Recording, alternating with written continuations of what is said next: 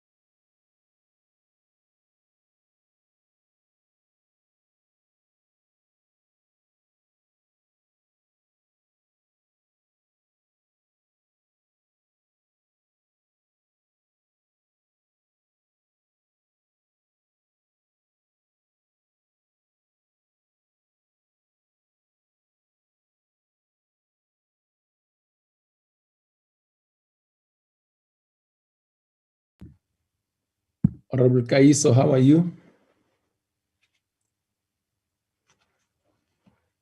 Kaiso, you're muted. Yes, good morning. How are you? Fine, fine. How are you? I'm fine. I'm fine. Honorable Sarupen. I did not switch. Yes. Come again. Honorable Sarupen. How are you, Chair? I'm fine. How are you? I am very good. I'm good. I'm just battling bandwidth issues, but I'm good. Okay, okay. Good to hear from you. Thank you. How do you look like? Chairperson, there are 3 members. It's yourself, Mr. Saropen, and Mr. Kaiso. And then Mr. Matafa just called me to say he's logging in. Then I guess with Mr. Matafa in, we can start. Yeah, we can start, Chairperson. Mm-hmm. I know all members are struggling with load shedding. What's the problem?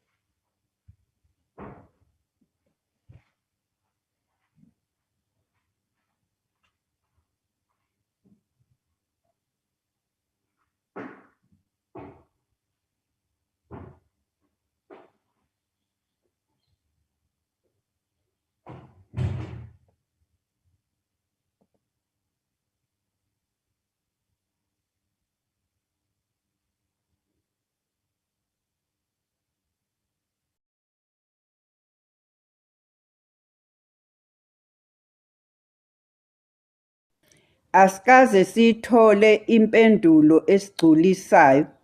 Baye basho bathi bayasilalela, bazocubungula iy'celo zethu, siye bona laba bezimali sesike sahlangana nabo, kodwa sikhuluma into eyodwa kubona ngendaba yokuthi sicela ukukhushulelwa imali. Okusiphatha kabi, besilindele ukuthi kulo nyaka njengoba sesihambe kangaka uzosicabangela asifakele imali. Lokhu sibone kufana nenhlamvu u-R30 ukuwufaka noma bengawufakanga. Hayi besingesikhathi ngoba kuyafana nokuthi akafakanga lutho kule mali. Akanalo nje uzwelo oluncane noluncane nabogogo noma bekhala. Umyalezo wami kungqongqoshe wezezimali nethimba lakhe esikubonile kwi-TV singogogo kusishaye ushukela wasenyuka waya phezulu, sashawa ama-heart attack, ukuthi singanikezwa u-R30 singogogo, singabanikazi bemizi, siphethe amakhaya, siphethe iy'ngane, sifundisa iy'ngane. Okwesibili, ne-COVID seyibuye yathatha onina nabazali balezi y'ngane, nemisebenzi yaphela ekade ikhona ivele kade ingekho, kodwa bese sizonikezwa u-R30. Yini konje esingayenza ngo-R30? Sikhonjiswa ukungabi nasithunzi nje ukuthi sinikezwe u-R30. Into ongayazi ngisho iplate lasemgaqweni alisewona u-R30. Isicelo sami engingasicela okungenani, besicela singogogo ukuthi okungenani sinikezwe noma u-2.5 ngenyanga. Nathi ukuze sikwazi ukuphila, noma singeke siphile kahle, kodwa mhlambe singacondobezela ngoba le mali esithola njengamanje akukho ngempela esenzela kona. Ukudla kuyabiza ngale ndlela eyisimanga. Ufike esitolo nje uvela ushawo zamthilili ungazi ukuthi yini ozoyithenga nozoyiyeka, kodwa ukudla ube ukudinga konke ngoba siyaphila, siphilela kona phela ukuthi sidle, ngeke sife indlala ibanga ulaka. Siyacela ukuthi uminister waka-finance akakasize phela asicabangele njengabantu abadala, akhumbule naye ukuthi uzabe ngaka nje uzaliwe, ulapho nje ithina laba ogogo abalwela le-ANC, ithina laba inzala abantu eyenze ukuthi nalezi ngane ezincane esinazo zithande le-ANC. Ngelinye ilanga uzobona kwalezi ngane esinazo zizoyijika le-ANC, zibone ukuthi ziyangalaphi, zobashiya dengwane, mhla sabashiya dengwane bozibona bafana nobani. Some members of parliament have said the Gogos must be grateful that the committees did listen to them and that the old age grant was increased. But do you want to know why the Gogos are still angry? It's because they still go to bed hungry every night. Until social grants are increased to a level where our people can live with dignity, public pressure will continue to build on Treasury and Parliament. And it's not just the Gogos who are angry. The marginalized majority, especially low-income Black women, are ignored by Treasury. Last year, 500,000 people signed this campaign for the child support grant to be increased by 500 per child. There was a small top-up, and there was a public call not to cut the top-ups in the lead-up to the MTBPS. So if letters, petitions, and protests are ignored by Treasury, what must the marginalized majority do? Well, that VAT we all pay funds Treasury. So those most impacted by cuts to social grants should be able to contact public servants whose numbers are publicly available. Because, again, Treasury's role is to act in the public interest. So thousands of people used what little airtime they had to contact people in Treasury. Not only did Treasury and Tito Mboweni move ahead and cut social grant top-ups, he announced more austerity cuts. How did Treasury respond to these phone calls and SMSs from 500,000 people who were part of the campaign to increase social grants? Treasury's Director of Media Management and External Communication took to Twitter and claimed the SMS update we sent to 500,000 people was fake. We are not sure how public participation and holding power to account is fake. Does Treasury understand that they are supposed to serve the people? President Ramaphosa says we must look into a basic income grant. Finance Minister Tito Mboweni said last night that we need full research, and your colleagues and comrades in the finance committees recommended to you that a basic income grant should be implemented. But do you want to know what worries us? We were having this conversation about a basic income grant 6 finance ministers ago with Trevor Manuel. In 2002, government appointed a committee of inquiry. The Taylor Committee got experts, submissions, and commissioned research. They recommended that a basic income grant be phased in. It's nearly 20 years later. How do we know we won't be talking about the basic income support in another decade, another 20 years? We are sick of the delays, the broken promises, the inactions, and the excuses. Parliament and government clearly need a reminder of what can happen when reports are commissioned and then ignored because they are pro-poor. In 2012, Minister Nzimande received the no-fee varsity report he commissioned. He ignored the report, which said that there needed to be more funds for low-income students. Fees must fall is just one example that the marginalized will not sit idly by. Your colleagues in the Finance Committee recommend that you extend the SRD. Will you listen? So on the extension of the 350 rands, I think this is again an appropriations issue. Now I know people will say, but the fiscal framework is related to the appropriations issue. So colleagues, we've got 2 separate committees precisely because it's not possible for a single committee to deal with all the issues. So, I mean, we either collapse the 2 committees and go back to the pre-2009 area, or we accept that it is an appropriations issue. We can't just willy-nilly, when it suits us ideologically or policy-wise, dump the one set of issues in the other. The 2 are related, which is why, comrades, colleagues, what we talk about is first looking at the fiscal framework, then we look at the division of revenue, where the NCOP has quite a big say, and then we have the appropriations. So, colleagues, but insofar as we can offer anything our report, as we often do, we say, look, this is a matter that ultimately the Appropriations Committee must decide. And in the case of the NCOP, it's a silly point to make because it's the same committee with a different chair. So, Dennis, you're in both committees. So really, you have 2 bites at it, unlike your colleagues in the NA. So, you know, I think as far as I can see, you know, that's a reasonable request, colleagues, to extend the 350 rounds. COVID's far from gone. It's very likely we're going to have a 3rd surge and a 4th maybe, and the 3rd, it seems, and it's winter likely, the surge, is going to be worse than the last 2. One expert says there'll certainly be more deaths, but you never know with the scientists either. They're not soothsayers or sangomas. They really try to do their best, but also, none of them, whether it's soothsayers or sangomas or scientists, can predict accurately how this is going to pan out, given all the difficulties of knowing, you know, and all the uncertainties and volatilities, right? But the truth is that, you know, I think it may be reasonable, instead of speaking for others, we will, when we do the report, finally see where people are.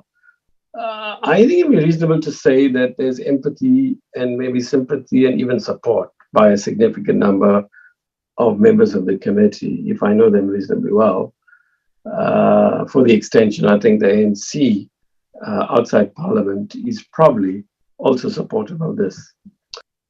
If this committee does not extend the SRD, it is clear there is an absence of empathy.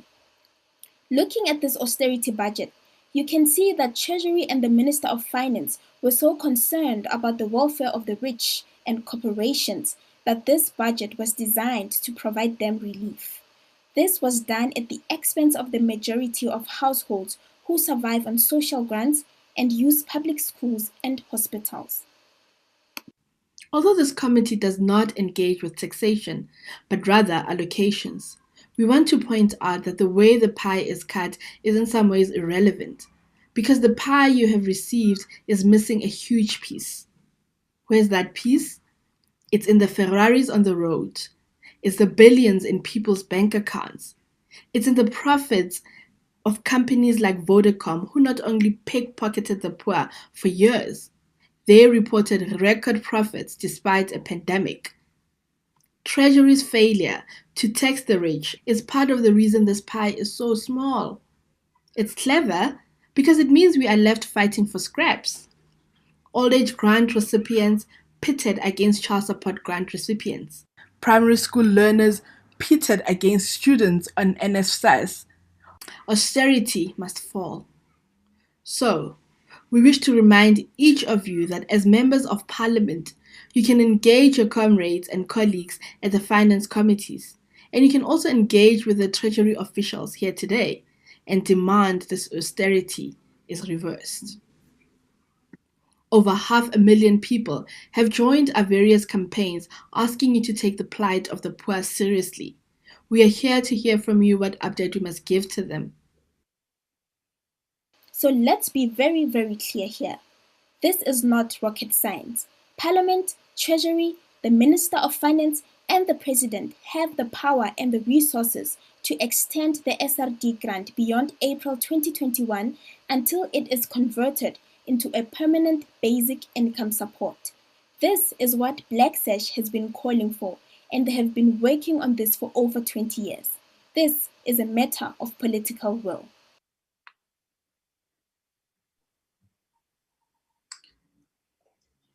Thank you. That is a submission.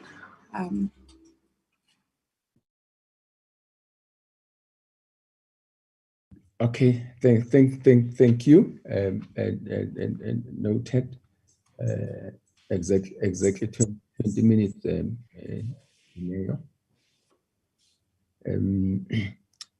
Can I then take the next? Yeah, done. Is it not so?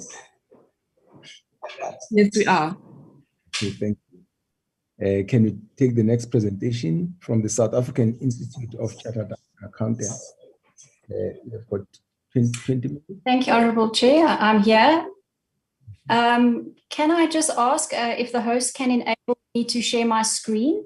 It's at the moment disabled. So if you can maybe just enable me to share my presentation on the screen. And you are talking to who's making a presentation now? Yes, I'm making a presentation. So there we go. Thank you very much. Remember your name again. Just introduce yourself. Yes. Sorry, Honourable Chair. My name is Sharon Smulders. I'm Project Director at SCOA, the South African Institute of Chartered Accountants. And I'm presenting this on behalf of SCOA, and I wrote this with Peter Faber, also from SCOA, who's in charge of tax. So thank you very much to you, Honourable Chair, Buthelezi, and all the other honourable members for joining us today, or for allowing us to be here today and present to you. This is the first time that we are presenting to this committee. We're still trying to unpack all the different nuances with the different committees, and we, as was Mobi Amandla, asked to join or present our submission that we did to the Finance Committee to this committee. So yeah, that's why we're here. And just to give you background, so we presented to them on our budget days, on the budget days speech, and our topic there was refueling the tank and asking whether or not we have enough fuel to get the economy going again. And the concern that we have at this stage, and my presentation will be focusing on three core areas. And the first one is what needs to be done to restore the trust and credibility in government. And just from the previous presentation, you can clearly see that this is lacking. The second one is we want to highlight what we think should be prioritized and implemented as a matter of urgency by the government. And the third one is we analysed 8 expenditure items in the current budget, and we hope that this will enable you to ask the right questions to the different departments. So if we start off from the beginning, and as I said, the government, and as we've just seen, is sitting with a credibility and accounting concern or deficit at this stage. And in order to address this, President Cyril Ramaphosa introduced the Economic Reconstruction and Recovery Plan. Now, he said that this plan had consensus amongst the various different stakeholders that they agreed at NEDLAC. However, when we read the Thabo Mbeki Foundation document that was released last month, a few weeks ago, it seemed that they didn't actually have consensus on all the topics. Now, we don't have the luxury anymore to start and try and figure out what, spend time on what we agree on. There's enough in the plan that we do agree on. What we do need urgent consensus on is the way in which this plan is going to be implemented, because no matter how good the plan is, if you fail on implementation, that plan will fail. The plan will have to change as we go along, but we do have enough to agree on for implementation, and we need proper steps to ensure that this implementation happens. And I'll touch on this later on in my presentation. The second concern that we have is the failing service delivery and infrastructure. Now, a clear example of this is the Kretleng River local municipality, where the High Court held that the municipality was delinquent. It gave rights to control the municipality and the rendering of sewage treatment services to the community, and the community managed to restore the clean water within 2 weeks. So it's quite clear that government is becoming irrelevant if it does not render the services that it promised to render. And just this morning, I was watching Newsroom Africa. It's in another municipality. In this case, they're starting to burn down houses and shops, etc., and libraries, government buildings, because they are not getting the service delivery that they were promised. The third concern that we have is that we have complete oversight failure, and this is at all levels of government. Now, what do we mean by this? What we mean is, at this stage, all of those that are responsible with oversight, that are legally obliged to ensure that the people are doing what they're meant to be doing, the government officials are doing what they're meant to be doing, is not happening. And it's not happening at all three levels of government. Let's start on the left side of the screen. You'll see this is the parliamentary committees, and your committee is featured there as well. And this is just your actual attendance rate. So this doesn't deal with participation. It doesn't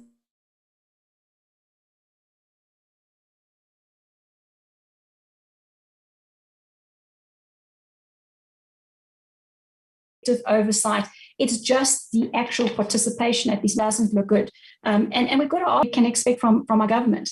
If you move on to the right-hand side, if we look at the Auditor General reports on both local and national government, provincial, it's really a horror story. So nobody can say the information is not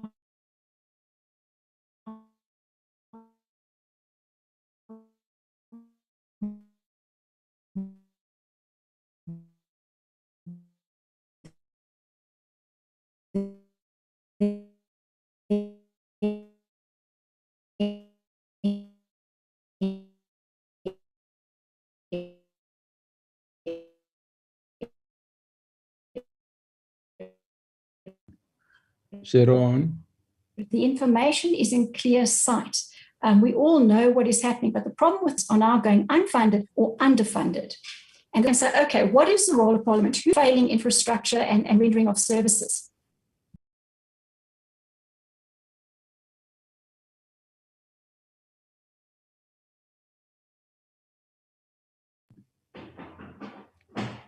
Sharon?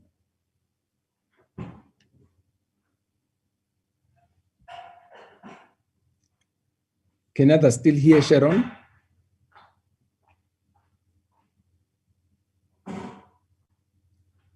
Hello?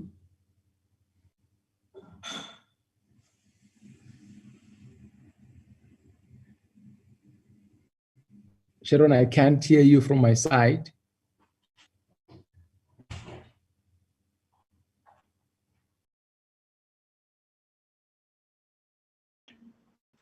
Chair, Peter Fabia, I think maybe let me intervene and maybe share the screen from my side and continue with the presentation.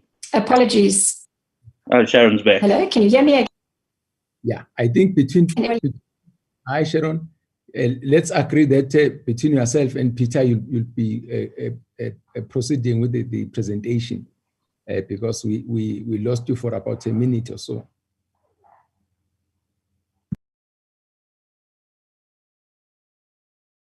Agreed. Peter, I think we don't have Sharon. Peter, can you please proceed? I will do so, Chair. If they can just enable my screen sharing. I'm back. Can you hear me? Peter? Yes, Sharon, just maybe put off your video and just share your screen. Okay, let me take my video off. Okay, there we go. Is my screen on yet? Let me just go to share screen.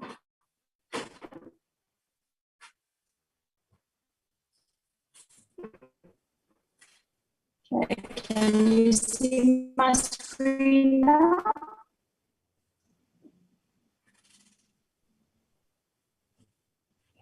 Is my screen on? Peter? Yes. Okay, cool. Thank you. Okay. So what I was saying is that, let's take this off side. Well, as we know, Parliament has the role to monitor and oversee government action. And the areas that they have to monitor and oversee is the implementation of the laws, the application of the budgets, strict observance of laws of Parliament and the Constitution, and effective management of government departments. And we'll get back to that just now. So one of the mechanisms that is available to Parliament is the budget votes. So as we know, Parliament must approve the budget, and after the presentation of the budget votes, each committee has hearings with the respective government department over which it exercises oversight. Now, importantly, the reason for this is to determine whether the department has kept to its undertakings of the previous year and spent the taxpayers' money appropriately. So what is the role? No, my screen is frozen. What is the role of the Standing Committee of Appropriations? Well, its mandate includes spending issues, amendments to all those different bills, recommendations of the Financial and Fiscal Commission, and we'll be touching on one later just now, and then reports on actual expenditure published by the National Treasury and other related matters. I do note the concerns that were raised in this particular committee on the 6th of October 2020, where Honourable Buthelezi said that non-cooperation of the various departments is a concern. Departments are not reporting back to the committee on the recommendations made by members. And Honourable Kaiso said the red column reflecting outstanding feedback from departments raises serious concerns. Ms. Peters asked, does the committee have teeth to bite? The answer to that question is yes, it actually does. It just is not using its powers. What are the teeth that this committee can use? It can adjust appropriations to reflect the inefficiencies in the spending and the lack of compliance. Now, we do also note that the Minister of Finance, Tito Mboweni, in your meeting with him, I think it was last week or the week before, said that he had a concern with the duplication of his presentations to the various different committees. And to be honest, we, as I said, we are still trying to find our feet in this. It seems like you're saying the same thing, and nobody seems to want to take control. It's like a merry-go-round between the different committees. Nobody's taking or accepting responsibility for making the final decisions. So we do recommend, as did the Fiscal and Financial Commission, that we have a joint sitting of all committees so that we prevent this oversight vacuum that is currently happening and that matters fall through the cracks.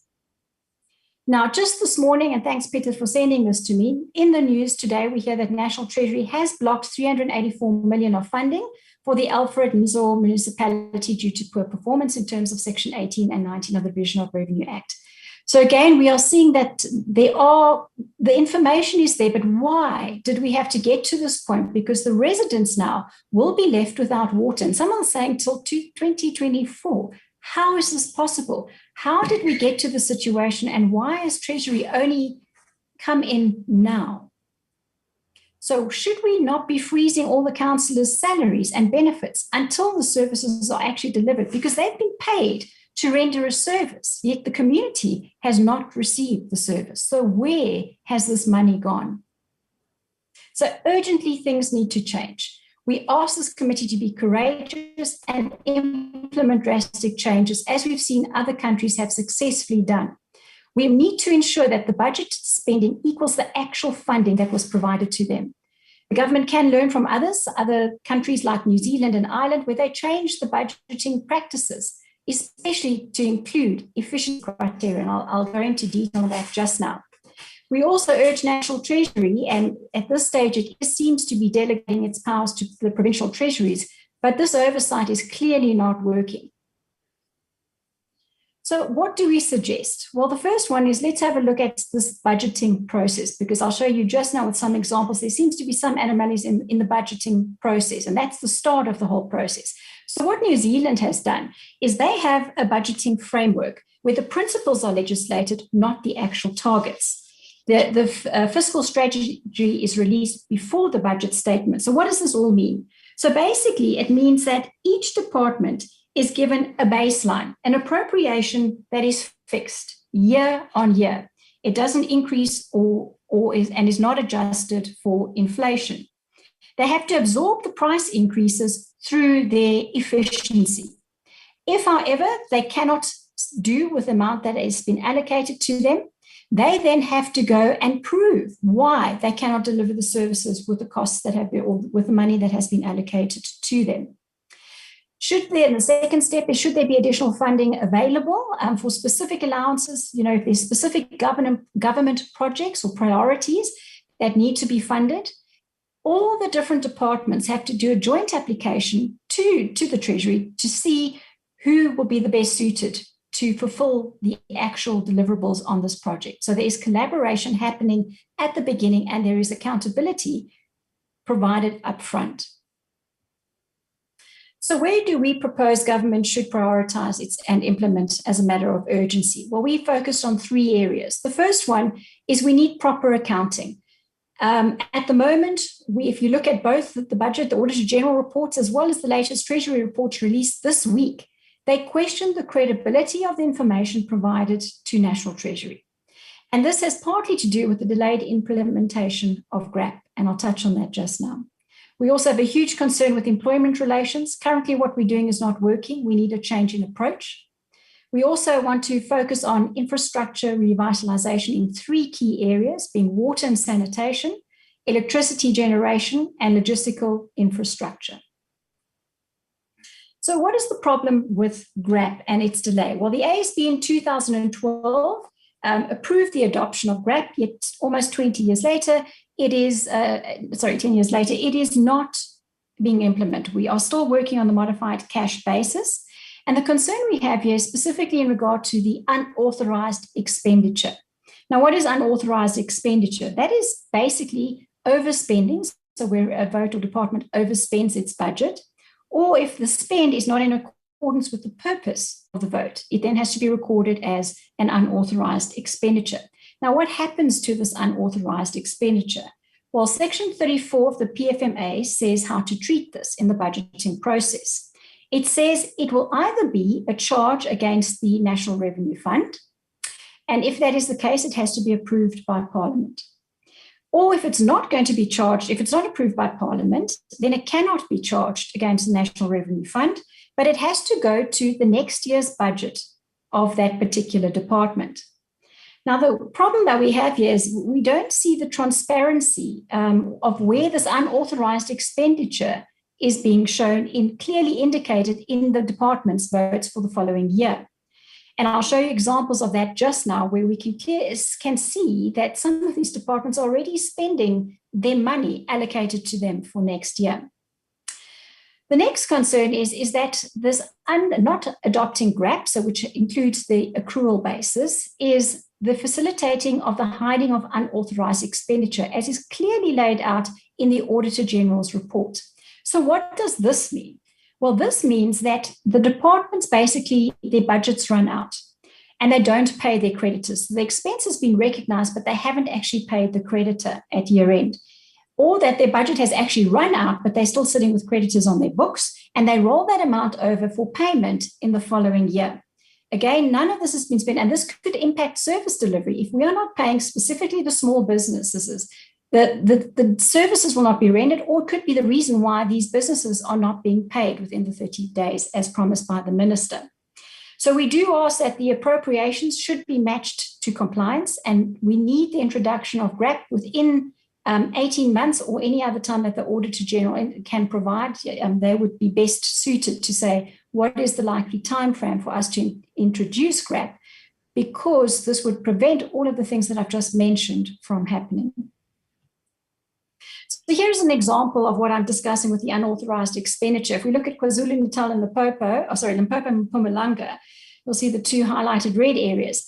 Their claims that they haven't paid yet as a percentage of next year's budget is 185% and 182% respectively, meaning that they've already effectively pre-spent their next year's budget.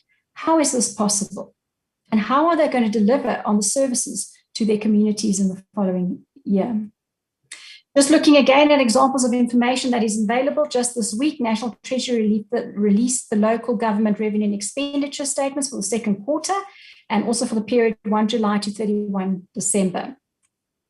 Just looking at the expenditure side, if we look at a few of these different municipalities and local government areas, you'll see that some, for instance, JB Marks has spent 3.7% of their expenditure, their appropriation to them. Others have spent 193.5%. Who is following this up? Same on the revenue side. Some of them halfway through the year have only received 37% or 33% of the estimated revenue. Others have received 168%. And there again, I say that it's a budgeting issue because that Msunzi seems to be both problematic on a revenue and expenditure side. So I'm not sure how the budget or allocation was made to that particular entity. And so it carries on. And this was just for water, wastewater management, which is again critical service in that particular, in these communities. If we move on to the debtors, we'll see that Maong and Nelson Mandela Bay, we have actual bad debts of 555%. And we'll look at that in more detail just now. We also have impaired bad debts of 274%. If we look at the age analysis, if we break that down of who owes them the money, it's the organs of state. And they are writing off 7.5 billion rand, which is so 83% of these actual bad debts is coming from the organs of state. The second concern we have is with employment relations. And interesting, when we were presenting last week, that Monday, Cyril Ramaphosa actually acknowledged the problem in the private sector. He said there's a lack of skills and a lack of accountability. Despite this, we see the compensation to the employees increasing year on year, despite the promises to reduce compensation.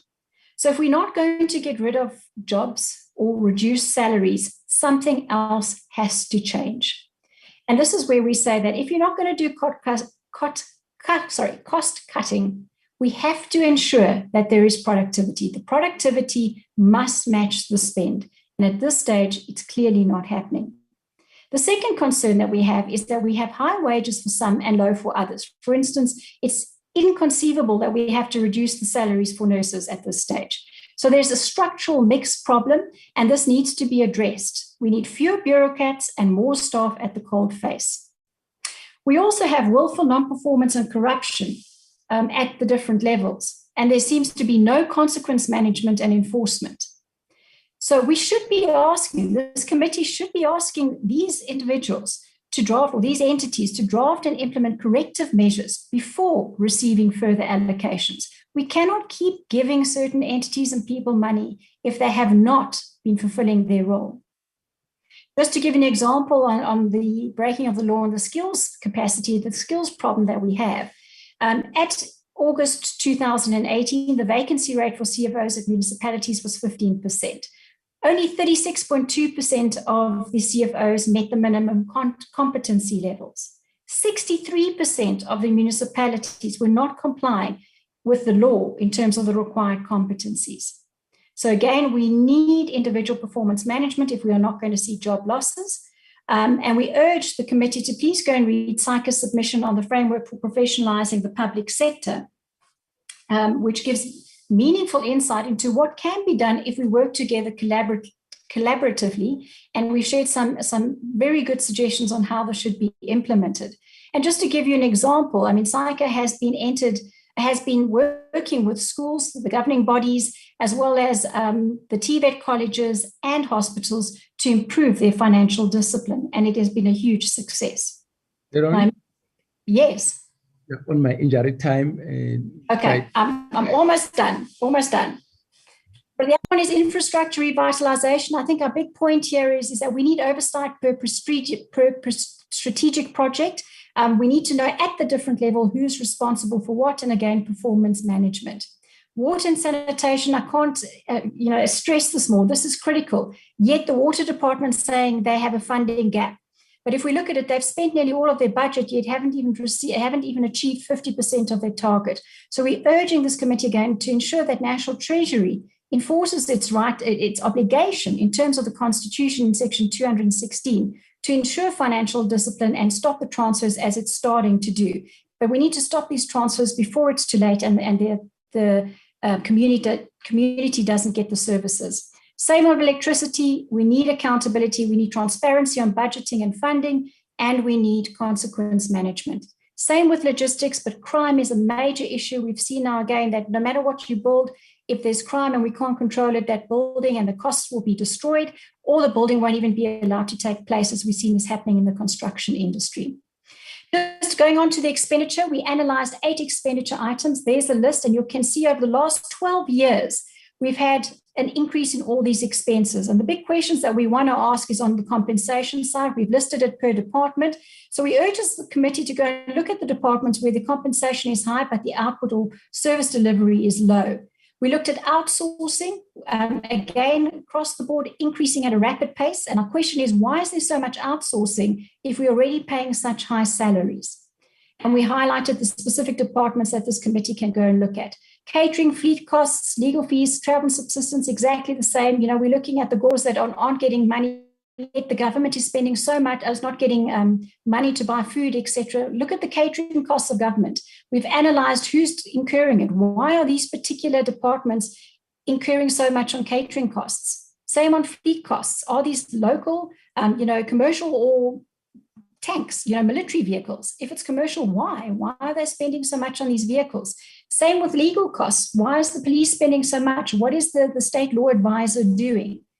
Travel and subsistence I've highlighted there, and that's it. So we're hoping that you will look at these expenditure items and analyze in a little bit more detail to get to the bottom before approving any appropriations to these different departments. Thank you. Thank you so much, Saika, Sharon. Thank you. Can we then invite COSATU? Good morning, Honorable Chair and members. I think Darren is going to assist me with just sharing the screen. Unfortunately, Comrade Chair, it's a little bit beyond my limited Third Industrial Revolution skill set to learn how to share screens. Comrade Chair, let me also, thank you for giving us this opportunity as COSATU to raise our concerns around the Division of Revenue Bill. But I think, Comrade Chair, before I start, I think it's also appropriate as COSATU just to offer our condolences for the passing this morning or yesterday of the King of the Zulu Kingdom, King Zwelithini. And indeed, that's a loss for not only the kingdom, but the entire country. He's been a pillar of South Africa for many, many decades. I think, Comrade Chair, it'd also be fitting for us as COSATU just to offer you our sympathies on your family's loss recently, and also to Comrade Dikeleli Mahlangu, your co-chair, for the loss of a mother recently as well. So it's indeed difficult times. I wish your families all the best of strength during this moment of pain. So, Comrade Chair, just our submission around the Division of Revenue. We will focus on the Division of Revenue Bill largely, but just want to raise a few contextual issues, which are obviously impossible not to include. So I think for us as COSATU, where we differ fundamentally with Treasury on the response to our economic and our governance crisis, is the approach. We feel the Treasury is going for the austerity approach, or government rather. We think as COSATU, what we need to do is really have a stimulus approach. Our vantage point, Comrade Chair, as a trade union federation, is that we're in the deepest economic recession in a century, that unemployment has pushed past 40%. In fact, it was already there before the lockdown. And we need to balance, Comrade Chair and honorable members, tackling the recession, tackling job losses, but also putting the debt trajectory on a sustainable path. We don't think we need to choose one or the other. We need to address all of them. But as a question of getting the prioritization correct, we fear that the budget and the Division of Revenue Bill focus on prioritizing debt reduction, not stimulating economic growth. We would have hoped to have seen a budget which was going to speak to saving jobs in companies, to stimulating the economy. If companies are open, if workers are employed, they can pay the taxes that government needs to pay down the debts. For us, Comrade Chair, the fundamental cause of the fiscal crisis is not the wage bill. It's that we have huge leakages in the state, that we lose about 10% of the budget every year to corruption and wasteful expenditure, that the state is having to bail out SOEs which have been mismanaged and broken by incompetent management or corruption, that we've not capacitated SARS sufficiently to tackle tax and customs evasions. I think, Chair, if we address those, we would set ourselves a sustainable approach to debt reduction. But what we fear here is an approach which puts the horse before the cart, sorry, the horse behind the cart and not before the cart. And for us, it's a fundamental mistake. Next slide, Darren. So, Chair, so I've jumped into this a little bit. I think for us, we are also quite amazed and disappointed how the Division of Revenue Bill is really silent on this key cause of the fiscal crisis. It doesn't speak to the issue of corruption and wasteful expenditure. It doesn't speak to a stagnant economy, declining tax revenues, the need to fix our entities. And as you know, that many of these entities also exist at a provincial and municipal level. They may not occupy the media headlines, but they're also in varying stages of crisis. What we have, Comrade Chair, we feel is an unhelpful and a lazy fixation on the wage bill, that we're simply going to outsource the bill for corruption, for wasteful expenditure, for state capture, to nurses, to teachers, to police officers and prison wardens, and somehow dump it on them. Next slide, Darren. Chair, as COSATU, we've tabled quite a few proposals to government and NEDLEC on how to tackle corruption. This is something that requires decisive action, not just simply business as usual or blasé references to a fusion center which will tackle it, etc. We have made proposals and we're still having engagements around how can we deal with politically exposed persons and doing business with the state. You would know that currently there is a ban on public servants and ministers and MECs from doing business with the state. We think that needs to be expanded to include the spouses of political office bearers in the state and also to the leadership of national and provincial parties who occupy positions of authority in the state.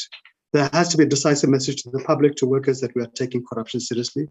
We would have hoped to see more resources being given to the commercial crimes courts to prioritize corruption cases. We don't see that happening. Comrade Chair, in the 5th Parliament amended the Auditing Act, very progressive amendment, to hold offending politicians and management personally liable for corruption, wasteful expenditure. Yet we've seen very, very few instances of that being exercised, if any.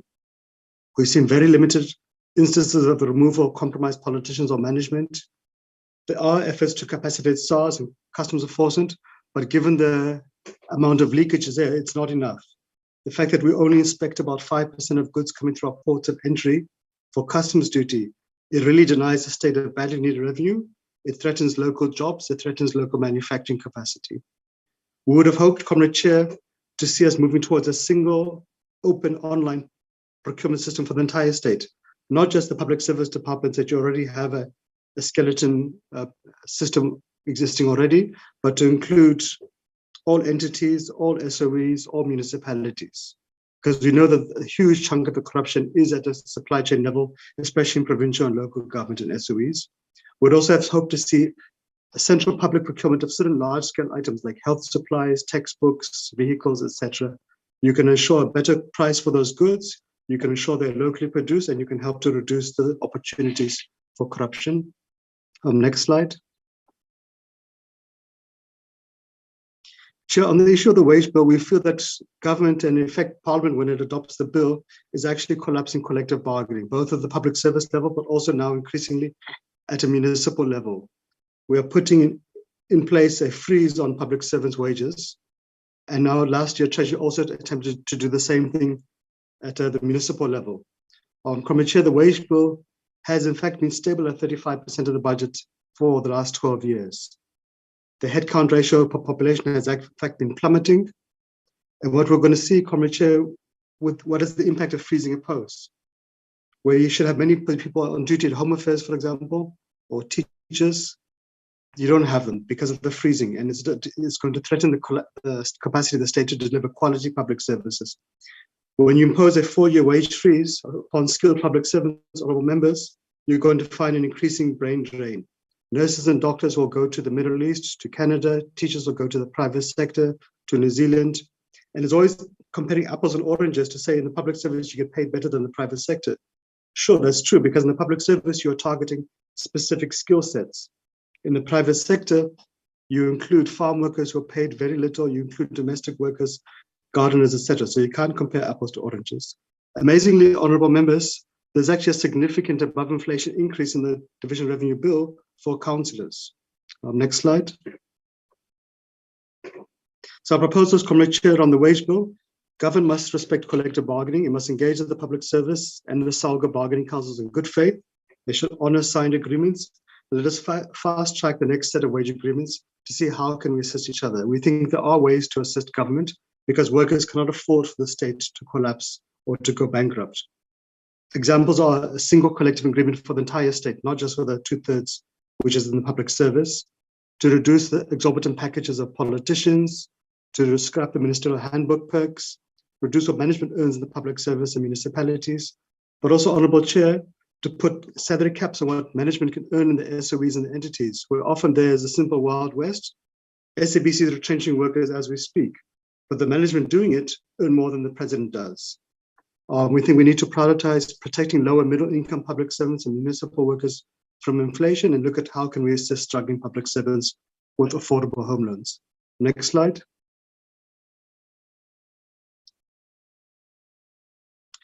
Chair, what is also disheartening, to be honest, about the Division Revenue Bill, it's silent about the Auditor General's reports. Every year, as honourable members would know very well, the AG gives horrific reports about the extent of looting and mismanagement at a provincial municipal level. But there's nothing being done, to be honest, to hold those politicians, hold those management, hold those officials, or even people in the private sector who are colluding around this. There's no new proposed interventions in the bill to tackle it. It doesn't say how are we going to reduce this pilferage of the budget by 10% a year. If we can reduce it at least to 5%, that will free up 75 billion rand. Next slide. Chair, I think for us, we do appreciate the need to reprioritize the budget to reinforce the health fight against COVID-19, provide economic and social relief, support the economic recovery plan, and so forth. But we're worried about some of the austerity cuts, in particular the 19.7 billion rand cut to municipalities, which to a large extent is coming from infrastructure and from transport. The cuts of 205 billion rand over the medium-term expenditure framework to provincial allocations. Again, Chair, that's going to significantly weaken the capacity of the state and choke the economy. Next slide.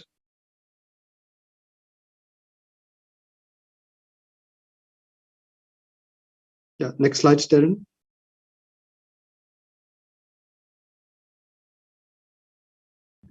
Darren, next slide.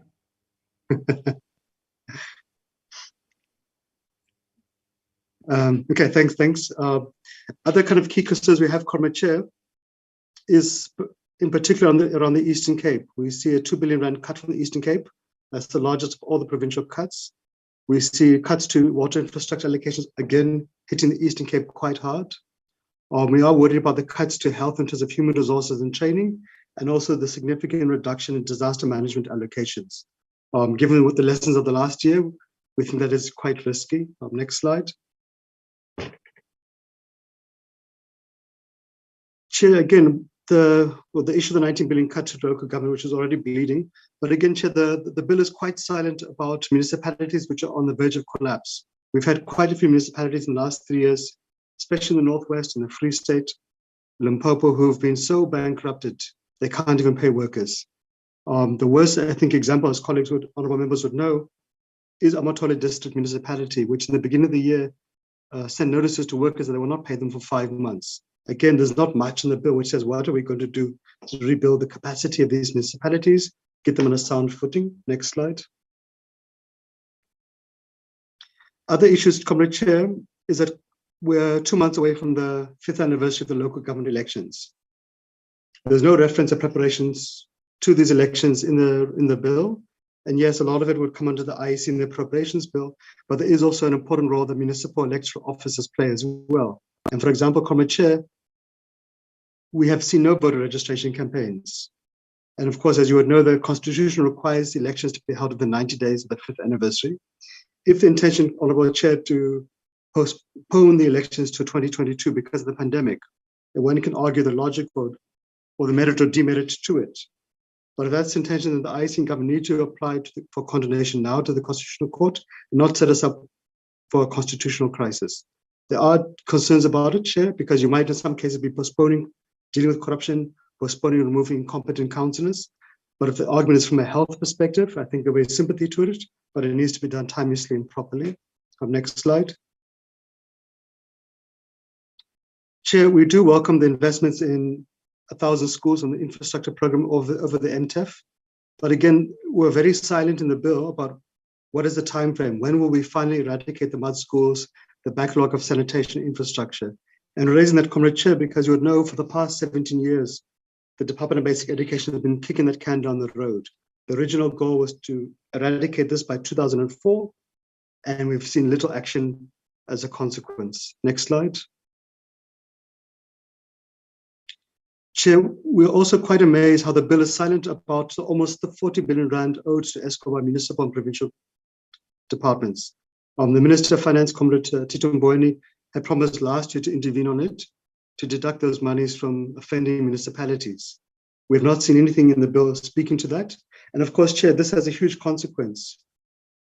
It threatens the collapse of ESCOM. ESCOM then is forced to repeatedly increase electricity tariffs far above inflation. This squeezes workers, this squeezes consumers, and of course, this suffocates the economy. And again, the bill is silent on it. Next slide. Chair, I think other issues of concern to us is that we had interventions, correctly so, in the Northwest Province. But again, there's no reflection in the bill. Have these been successful? What are the lessons learned? What is the end route, etc.? And often this happens and there's silence afterwards. Next slide. Chair, the bill speaks to underspending in various municipalities and provinces. But again, it's silent on what is being done to address this and who is being held accountable. Were these positive savings because of efficiency, or is it simply incapacity, etc.? Next slide. Chair, I think we've all had this debate about the need for government to ensure that we pay SMEs and suppliers within 30 days. There's nothing in the bill speaking to that. Yet you will see recently media reports in Gauteng indicating a 2 billion backlog of far beyond 30 days. And again, there's not much consequences to offending departments and municipalities about tackling this issue. The consequence, Comrade Chair, is that companies close, workers go home retrenched or unpaid. Next slide. Chair, I think we do want to welcome and appreciate the increased allocations for early childhood development. That's very positive. The commitment to allocating increased resources for school sanitation, the health facility revitalization grant, the National Health Insurance conditional grants, and the many municipal electrification investments. I think those are positive and we must appreciate, and they will make a significant difference, we hope. Next slide. Chair, we had participated as COSATU extensively at NEDLAC with government and business around the economic reconstruction recovery plan. There is consensus on the issues. We looked for immediate interventions which could kickstart the economy, that government, business, and labor could all contribute to quite quickly. There will have to be further discussions around medium and longer term restrictions, interventions in the economy, etc. But the key pillars of the economic recovery plan is job creation, it's infrastructure, it's economic reforms, it's fighting corruption and crime, it's capacity in the state. The only reference to the plan in this bill is around infrastructure investments. There's silence on the other ones, yet provincial local government play critical roles on them. And even the one that they speak to, the infrastructure funding, has been cut by 19 billion rand. Next slide. Chair, I think we would want to agree with Amandla Mobi and the very kind of powerful presentation by the pensioners from KZN earlier this morning around the need to extend social grants. We think it's simply scandalous to cut social grants by not increasing to inflation. I think the comments by the Minister of Finance were, to be honest, unhelpful, to say that social grant recipients don't have a right to inflationary protection. We should not be having such callous comments, especially when the Minister of Finance earns 2.4 million rand a year and these social grants are barely over 1,000 rand. Chair, we do think there's a need to extend the 350 unemployment grant. It has helped people. It is a small amount of money, including for the fiscus at a cost of about 2 billion rand a month. But if you look at the post office's honorable members, you will see the queues every day indicating that as small as it is, as many of the issues they are getting it provides people with bread, with essential food items. And we think we do need to see how we can retain it. Next slide. So in conclusion, Comrade Chair, I think for us as COSATU, we feel the budget and the bill fail to address the key challenges facing us as a nation, and that is a stagnant economy. It's the cancer of corruption and wasteful expenditure eating at the heart of the state, and to be honest, at the heart of the movement, the liberation movement. It is collapsing as we see under our eyes, many municipalities and state-owned enterprises, and of course, the increasing levels of tax and customs evasions. So for us, Committee, we need to address those fundamental causes of the economic and fiscal crisis. We need to rebuild the state, we need to create jobs, to deal with crime and corruption, and to alleviate poverty. But simply dumping the bill as this budget does, that's the central tenet of the budget, on public servants doesn't do it. We'll have the same fundamental crisis in 3 years' time, and then what will we do? Squeeze public servants more? It won't resolve the issues. So I hope I've not exceeded the time, Committee Chair, and thank you for allowing a space to speak. Thanks, Committee Chair, members. Thank you, Comrade Matthew. No, you just made it on time. I was about to shout. Well, there you are, honourable members. Thank you for the word of condolences, Matthew. Well taken, thank you very much. Honourable members, we have got a presentation by Amanda Mobi. We've got a presentation by South African Institute of Chartered Accountants, and then we have a presentation by COSATU. I'll allow each member 5 minutes maximum. You don't need to take all your time. 5 minutes maximum, and then I'll if you exceed, Zagvala, so that we also allow the presenters to respond if needs be. Honourable members, can I get the hands? Who's the first one? Honourable Matafa. Matafa. Kaiso. Honourable Kaiso.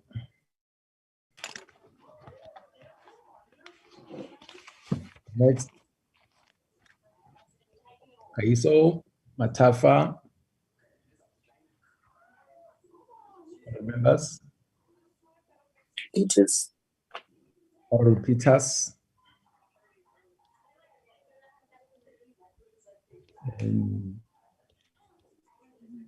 Honourable Peters, right?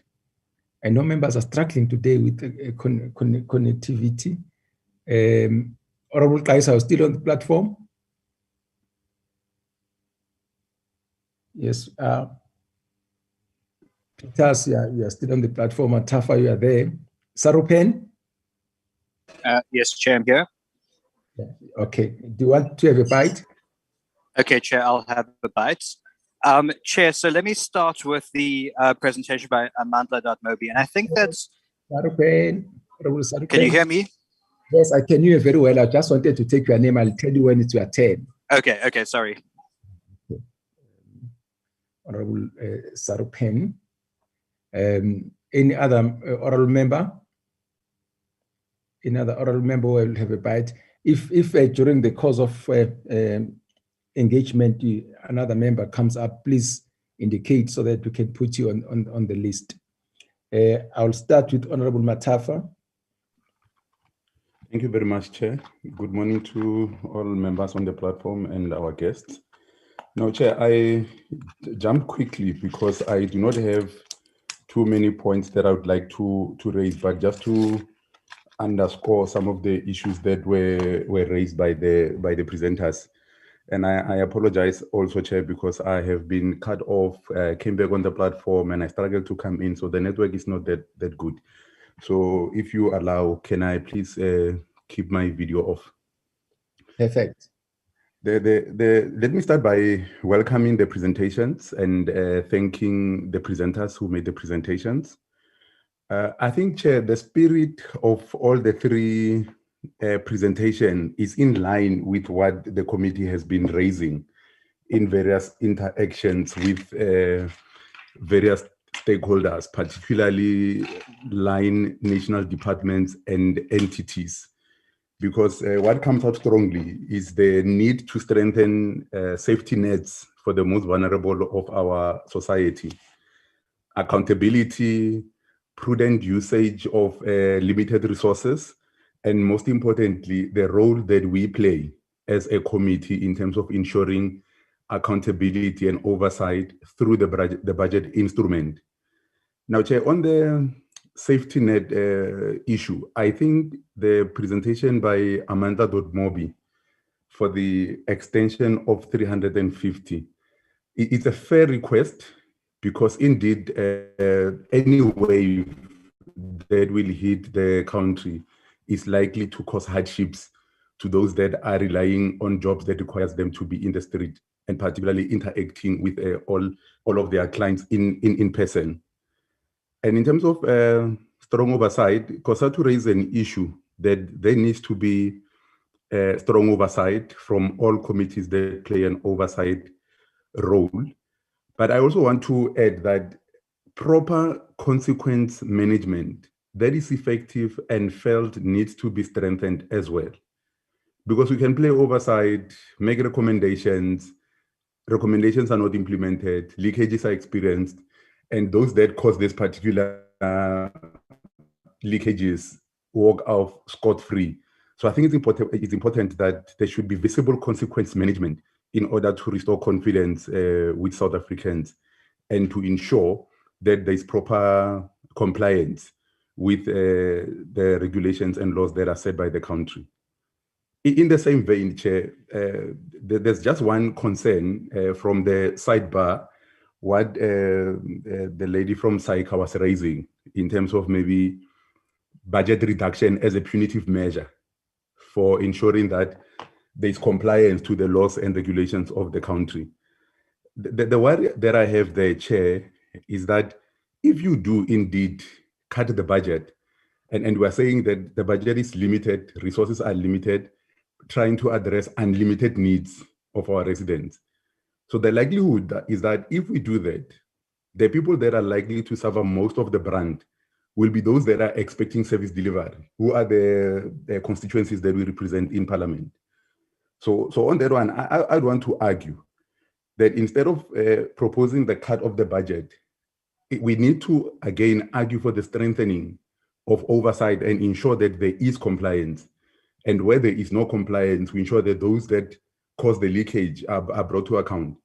Because my fear is that we'll move to a point where we say we have 2 billion or 6 billion irregular expenditure and 2 billion wasteful expenditure. Therefore, we are cutting the budget up to 8 billion in order to save or ensure compliance.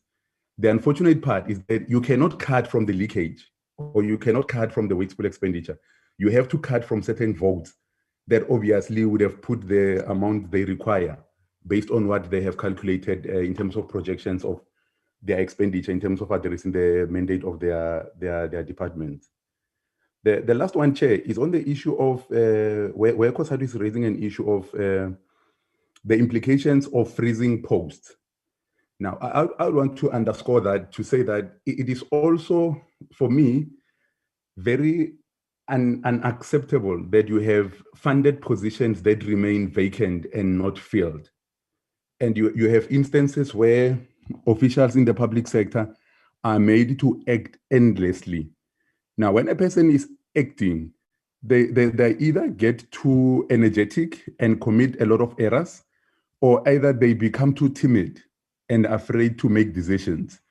So it is very important that where vacant funded posts are vacant, they should be filled as soon as possible, because we can't have monies that are aligned with certain positions just lying dormant, hovering somewhere in the fiscus and not being used. Because for me, that is denying entry to those that require employment, and that is denying access to much needed service delivered by having funds allocated to posts that are not filled. For now, Chair, I will pause there, but once again, I thank the presenters, and it's in the spirit that we normally work with, that there should be accountability and a harmonious working relationship between the legislature and the executive to ensure that all these needs as contained in the presentations are met as much as possible. Thank you very much, Chairperson.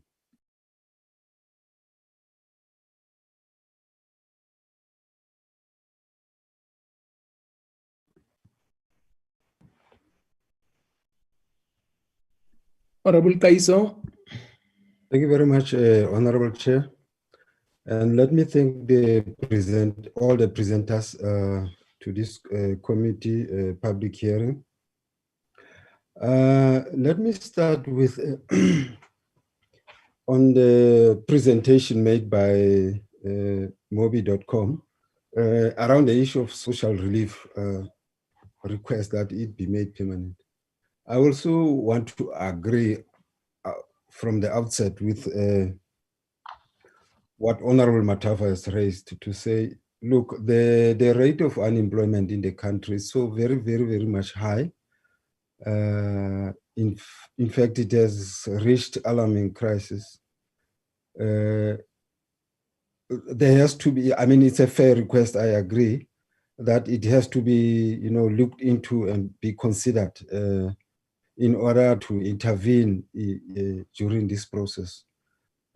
Because the fact that I'm saying that there has to be, it must be considered, it is because we remember we're talking about the crisis which resulted because of the crisis which started in around 2008 economic crisis, which then was complicated by the COVID-19. Kaiso. Honorable Chair. I see that Palisa corrected you when you say amandla.com. You see amandla.mobi. Oh, okay, no, thank you very much for that correction. All right, no, I noted that. Thank you, Chair. So I'm saying the crisis of unemployment and the general crisis of the economy evolved in as far as 2008 and in fact reaching a serious crisis around that period. And it has been complicated by the COVID-19 pandemic. So you can see that now there's actually that point that I'd say this crisis has actually complicated in such a way that the lives of the poor people has become worsened, and therefore the social relief has been a good intervention, and therefore it's obvious that now we don't know when is this situation of COVID-19, which has actually just complicated, is gonna be,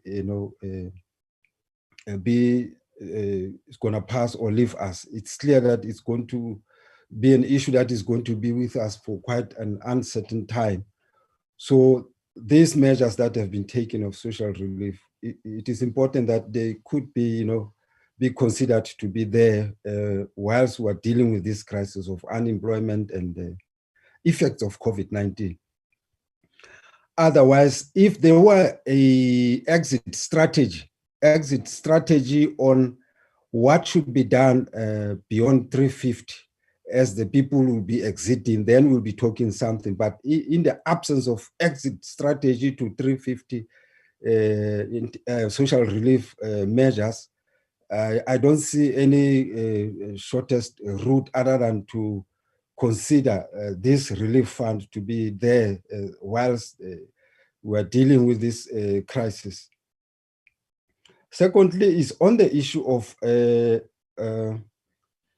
letter to the president. I didn't get it quite clear, this matter, what was the understanding of the organization around that letter. Or I may have missed something there to understand as to what the letter read, but it's like there was a letter written by the president. Perhaps we have to look into that, such that now if there was no response, we will have to ask the office of the presidency to assist with the response, or the treasurer, whoever that the letter was referred to.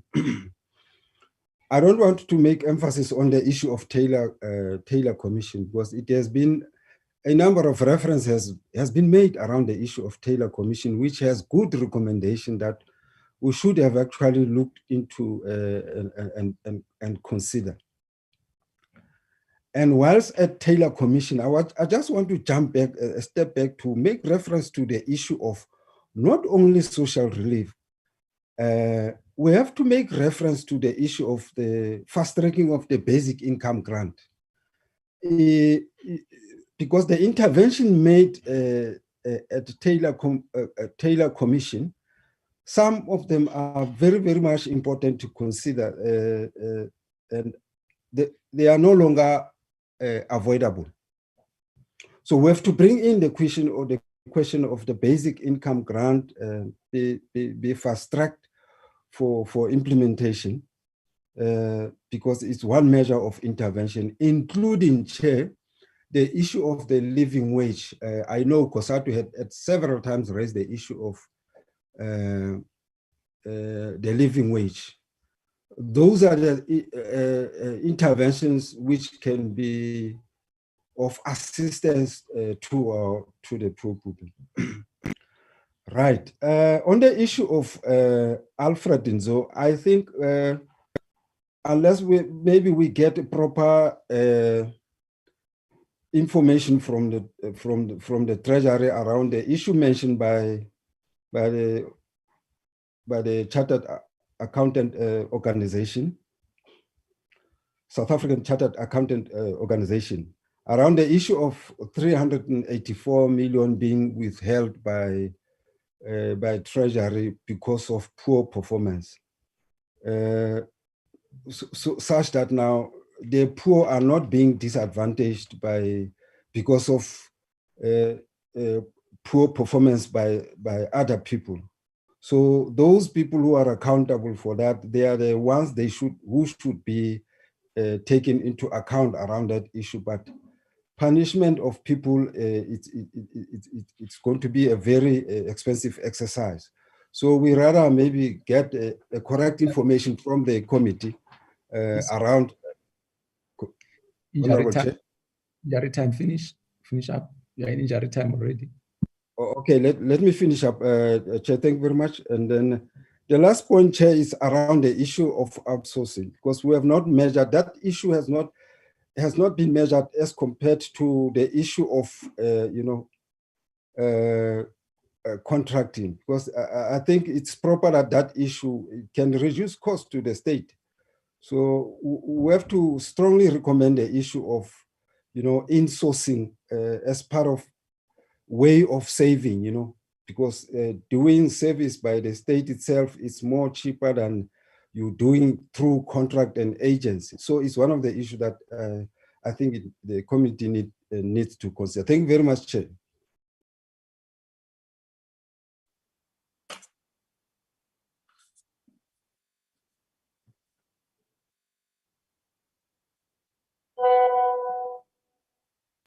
Peter's coming. Thank you, Chairperson, and thank you very much to all the presenters, Amandla, Mobi, SAICA, and COSATU. And I want to say Amandla, Mobi, and COSATU are very consistent in making presentations to this committee. And Chairperson, I think that maybe at another time, this committee must interact with the submissions of these structures outside the public hearings that are constrained by time during the budget processes, because some of the information that they are advancing is worthy of deeper consideration. But also the research that they do, it will be very helpful for us to share with Amandla or to get from Amandla.mobi. Their research processes, their where they draw their information from, or how widespread or the coverage of the research that they do, because the information is very convincing. The only problem that one has with regard to the information that is presented to us today is the fact that the presenters don't give us also further information on where to draw or where to get the resources or the funds that they are speaking about. Because whatever they are recommending, whatever input that they are making, does have a bearing on the budget. And remember, Chairperson, for us to amend the budget, we need to have indications of where the money is going to be sourced from, which then would also take us back to the same application that they are today discouraging in terms of cuts here and there, especially in areas where departments and organs of state are not spending the monies. And that is also one of the things that an organization like SAICA should probably also come into. Because, Chairperson, you'd remember at one stage in the country, I think around the years of 2004 to 2009, there was an intervention that was done by the then DPLG, now COCTA, with engineering support services that was seconded through a program called Sienza Manje to municipalities. The unfortunate thing, COSATU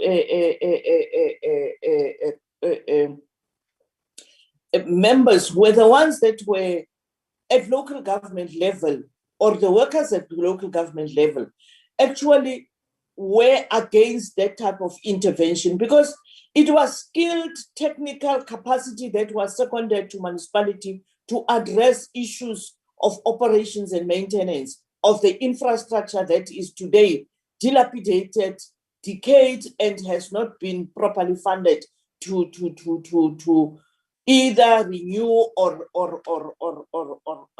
repair. And I would believe that with the capacity of the members of SAICA and with the challenges that we have with lack of spending and serious underspending, non-payment of service providers, shows that there is a capacity for financial skills in the local and provincial spheres of government. So I would believe that through National Treasury, SAICA could offer the type of Sienza Manje type of interventions to be able to avoid that which they are raising about the Alfred Nzo municipality. And I don't want to say I'm throwing the problem back at them. I'm just saying, because of lack of time of these public hearings, it tells us that there is more that we can be able to get in engaging structures like SAICA, COSATU, and Amandla Mobi. They're making very good interventions and proposals. But I'm sitting here as a member of this committee, knowing quite well that some of these interventions are important, worthy to be considered, but the problem would be, where do we draw the resources from? And I'm happy that today, as we're speaking as this committee, there is a mini plenary debating this issue about why South Africa can no longer afford to delay implementing the basic income grant. But also, COSATU should actually, and SAICA, because of the research that they have done, are you saying that it is about time that South Africa actually shared this notion that we don't want to be a welfare state? Because in essence, the proposals that are coming in that are truly, and I want to say thank you for that, truly an indication on how we can deal once and for all with the challenges of poverty and unemployment in South Africa, or even the problems of inequality. But the reality is the pie is smaller because of the fact that the revenue generated is also getting smaller. So the pool to draw resources from getting smaller, the pool for need for more in terms of interventions of grants is growing, but it does make sense, Chairperson. So the only problem I have is it looks like our hands are held tight, because we as the Committee of Appropriations, we are thinking deep, appreciating the inputs of the stakeholders, but where does the money come from? And at the same time, we're sitting and presiding over lack of spending, which then actually makes it creates an impression that there is money, but there is earmarked money that the officials are failing to spend. COSATU is correct. Small businesses are not paid within the requisite time. At the end of the financial year, we get given an indication of lack of expenditure. We have never had an opportunity as this committee to analyze where exactly in this under expenditure is the money that is supposed to have paid small business or the service providers that are crying out loud. And at the same time, we've got problems of corruption and malfeasance that is happening in the establishment. So, Chairperson, sitting here today and also being a bit disturbed by the passing on of King Zwelithini and asking myself many questions on many things that are happening in society and listening to this very good, well thought out presentations, I'm just saying, are the officials who are not spending, who are not implementing the decisions of government, who are not delivering on what they have been employed to do, are they listening to this? But also, Chairperson, are the chairpersons and members of other portfolio committees that are relevant for the information that is being presented here also listening? And I would want to recommend, Chairperson, that when we get the time to invite Amandla.Mobi and COSATU and SAICA for a deeper, well thought out a discussion on their proposals and how we could, as part of the processes of the ensuing or the next financial cycle, we could be able to say, how do we factor in this type of proposals? But I think for me, Chairperson, I really appreciate the inputs and the research findings. Although in some of the research, there's an indication of the size of the samples, but in the areas of the basic income grant, the 13th check, I always get surprised by this bonus or 13th check, because it then says we need, again, I raised it last year when Abo Gogo Base KZN came to present, to say, to get to the 13th check, it means we just take the annual amount, divide it into 13, which does not address the problem. But the understanding is the fact that the grant that the old people and the disabled people are getting does not necessarily cover their needs. And that is understandable because we live in these communities. These communities are our constituencies. We see the struggle of the old people who are sitting and taking care of the grandchildren and at times children even from the communities. There was a story one time on one of the programs where there was an old lady who was saying she is feeding 3 children from the grant that the government is giving her because she felt that she needed to encourage them to go to school. So she was preparing lunch packs and giving them so that in the morning, at least they must have something, which says that this grant or this pension is not necessarily adequate for the individual pensioner. Equally, the churches are burdening the old people with the tithing and all those type of things. And equally, they must now prepare for the day of death, which means paying insurances and societies. So in essence, this is not enough. And I think COSATU, and SAICA, you should know that you are speaking to the converted when you come to this committee. You need also to go and make presentations to the portfolio committees that have direct oversight over the municipalities, over the social development department, over basic education. It is heartbreaking that if you look at the schools in the local, in the rural areas, the mud schools that have been built by the communities themselves many years ago. And yet every year there is money that is being given, even for the Austerity program. There are instances where the Minister of Education told us that the other communities were saying, we don't want the Rolls Royce type of classrooms and toilets. We want actual infrastructure to intervene in that particular space. So, Chairperson, today I really felt that rather than just going into the presentation, I just need to give the presenters an indication that I am appealing to the Chairperson and the Secretariat that we call them back sometime during the course of the year to get a day or some few hours with COSATU, a day or some few hours with SAICA, a day or some few hours with Amandla.mobi. Lastly, SAICA should actually inform us with this serious financial challenges or accounting challenges, and I'm sure SAICA reads the Auditor General's reports every time. What are you saying, SAICA? These people who are implementing in the SOEs in the departments of government are some of your members. Thank you very much.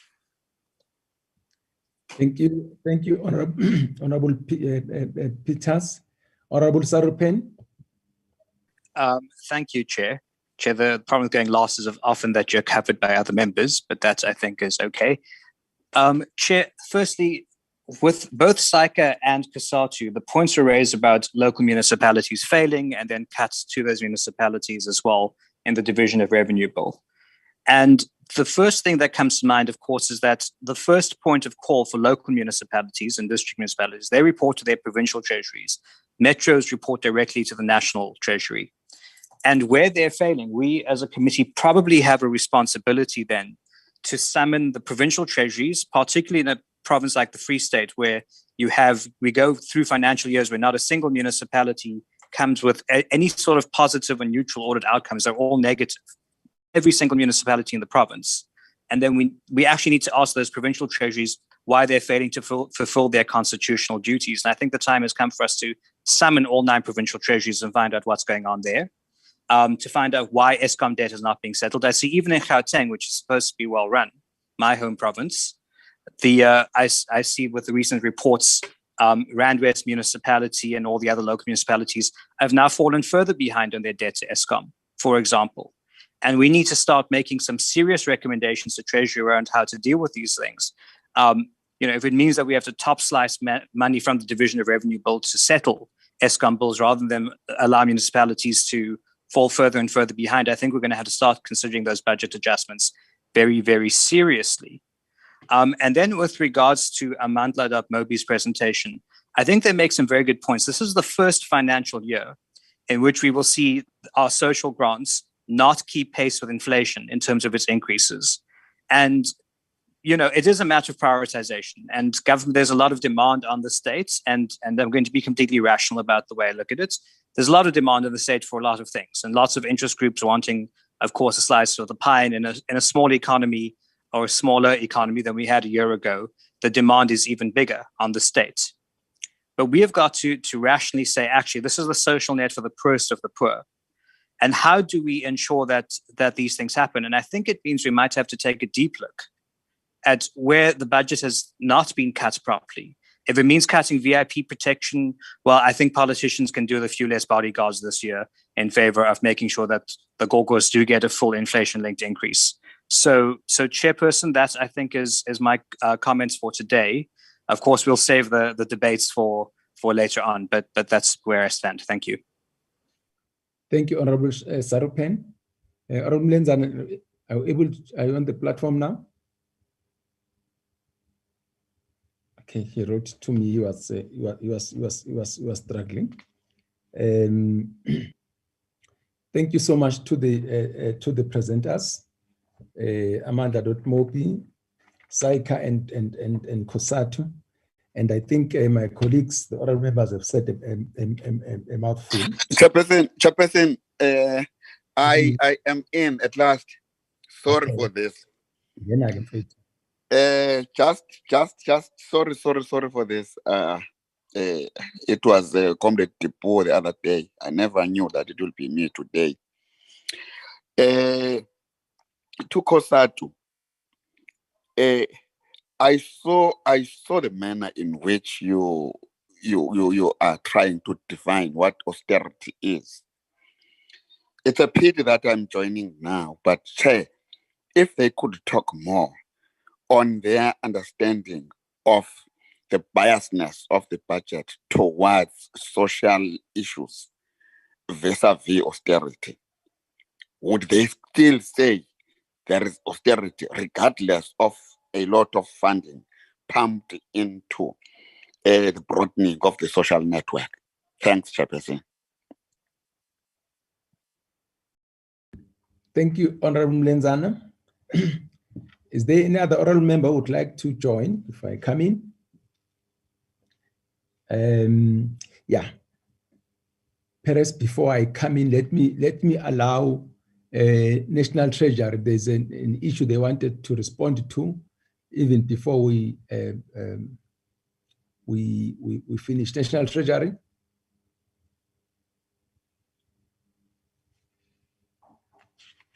Darren, who from National Treasury wanted to say something? Chairperson, no, they didn't indicate that they want to say something. I just informed you that there are Treasury officials in the meeting who might want to respond to some of the issues raised while they are here. Yeah. Okay. But when Ifano is in, Chairperson. Oh, okay. Okay. Let me put them on the spot. Mr. Treasurer, can you talk about the 384 rand funding which has been withheld to Alfred Zoe? Thank you, Chairperson. It's Wendy Fano from National Treasury. The issue that funds get withheld is when there's persistent non-compliance with the conditions of either conditional grant or the equitable share. So in this instance, there's been substantial non-performance in this regard, and the funds were withheld. We can give a more detailed write-up to the committee to provide the exact details, and we'll try to do it today still. Thank you, Chairperson. Okay. Thank you, Wendy. Yeah. I was saying that most of the things my colleagues have responded to, right? Amanda.Mobi, you spoke about the need to increase the grant from 350 to 500, and it should not stop. It should continue. I just want to check whether you have had made the calculation as to how much that would cost, and where do you see that money coming from? Remember that everybody is also complaining about debt explosion in South Africa. But if you say just more about that, and I'll say it's Amanda.Mobi because Okoko were talking about that their grant be increased to 2,500 rand again. What will be the impact of that in the budget and fiscal framework in general?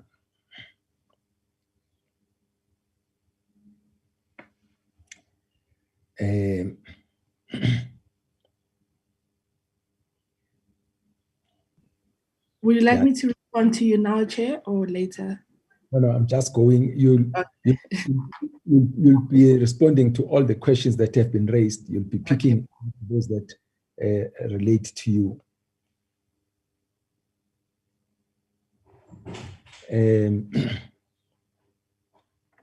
Yeah, there is I think this is from SAICA.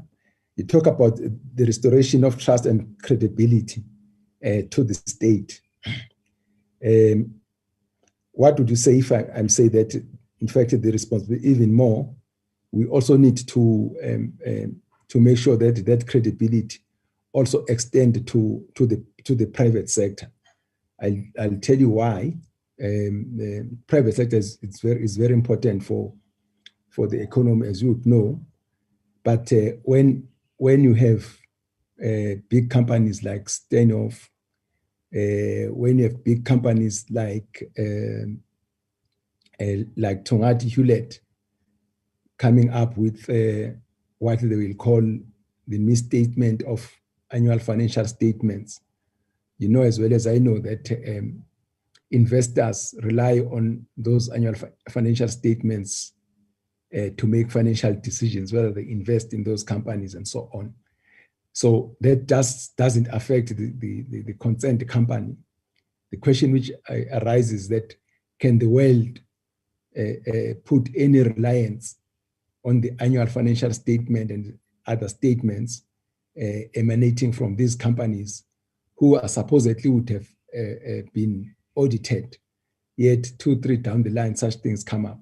So I'm just saying that I would like to hear you commenting on that one, that the credibility crisis, it shouldn't be a government thing only, but it's also very important. In fact, it even become worse when you have got such things coming from the private sector. But I would like to hear you commenting. And I think, Saika, you said something about concern on labor. I didn't get you very well. What exactly were you talking about there? Can you give us more meat? I'm still with Saika. You spoke about the introduction of GRAP and you said it will help to prevent unauthorized expenditure. How so?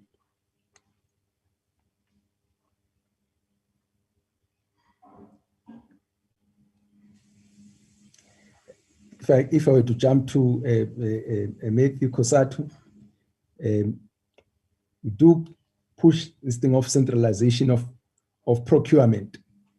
I'm sure it's based on a number of assumptions, but don't you see a possibility of centralizing corruption when that happens? Also, I would like to know what COSATU is doing, for instance, about the question of productivity of its members, especially in the civil service, customer service attitudes and so on. And again, you would have heard that a lot of people have been arrested. For instance, if I were to take Home Affairs, where not politicians, not top officials in the department, but ordinary members would have sold, for instance, IDs. What is the program that that COSATU is having to try and deal with that challenge?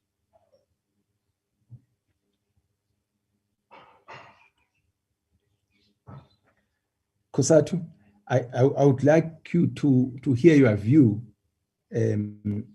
on the decrease on company income tax, and what would you like to see emanating from that additional money going to the pockets of the private sector? Or have you involved the private sector around this? And I think I must agree with Comrade Tipu and other comrades who are saying there's a lot that has come out of this interaction, and based on some very serious scientific research. Obviously, there are always other views when it comes to these things. But with the time constraint that we are having, we can't be in a position to explore. Perhaps the other members are correct when they say we need more time, where we are not even dealing with the budget, but dealing with these issues of national importance outside the budget process. Amanda.Mobi, SAICA, COSATU. In that order, you'll pick what you think belongs to you. Please respond.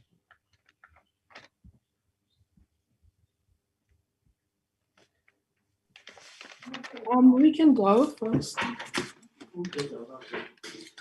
So I think the first thing to say is that we're very encouraged that there's a unanimous decision that the SRD grant should be increased. And we hope to see this explicitly stated in the recommendations and in the report that is to come out of here. On Remember Aiso, speaking about the BIG, so our proposal and our submission is that the social relief of distress grant is to be implemented into a basic income support. It provides the obvious administrative platform for that. So in a way, extending the SRD and seeing the huge role that it plays in society is a way to show commitment to the basic income grant. And it flows that this would be a direct way in which the basic income grant can be implemented easily. The question of money is always intriguing, but we have an answer. So in this year, one of the things that we've campaigned on is on a wealth tax and taxing the rich. We have done the research and we've even calculated how much can be gotten out of taxing a certain sector of the population, which holds a huge chunk of resources in the country. So we do have suggestions, and not just us, but I know there's other progressive committees, organizations that have presented. So we do have those answers, and would welcome a chance to sit more and engage this robustly, because we do not just shout out problems, but we also do work of engaging with solutions. And the solution that we are proposing this year and asking that government take seriously is to introduce a wealth tax, because that is a way to cushion the money that will be needed for social spending. I think there was, an honorable matter for, we fully agree that we need to strengthen safety net. But if we leave households in hunger, then we're just creating a bigger problem. Leaving people starving just creates a bigger problem than we're sitting with right now. So the social relief of distress grant is a way to strengthen not just people's people's ability to afford food and to eat and not starve, but also to mitigate these problems that government keeps saying that they have and why they can't afford. Giving people cash allows them to be active, not only the community, but also to mitigate costs that can just keep going and going and going and increasing as well. Member Peters, on the old age grants, whether it's important to know that the old age grant does carry communities. The story that you shared is very important, and it's not just that one particular gogo. We are sure that many gogos can also give testimonies of how their old age grants sustain communities, take care of kids, and all of that. If we burden existing social grants by ignoring the SRD extension or the basic income grant, what we're doing is basically making it able to care for more people and burdening its ability to care for what it was intended for. So there's an intersectionality of all these grants that we cannot ignore, and also introducing the new ones that we are proposing in our submission as well.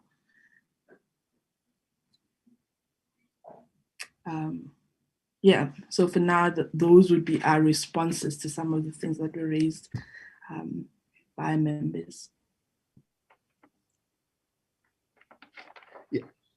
Before you proceed, sorry, Sharon.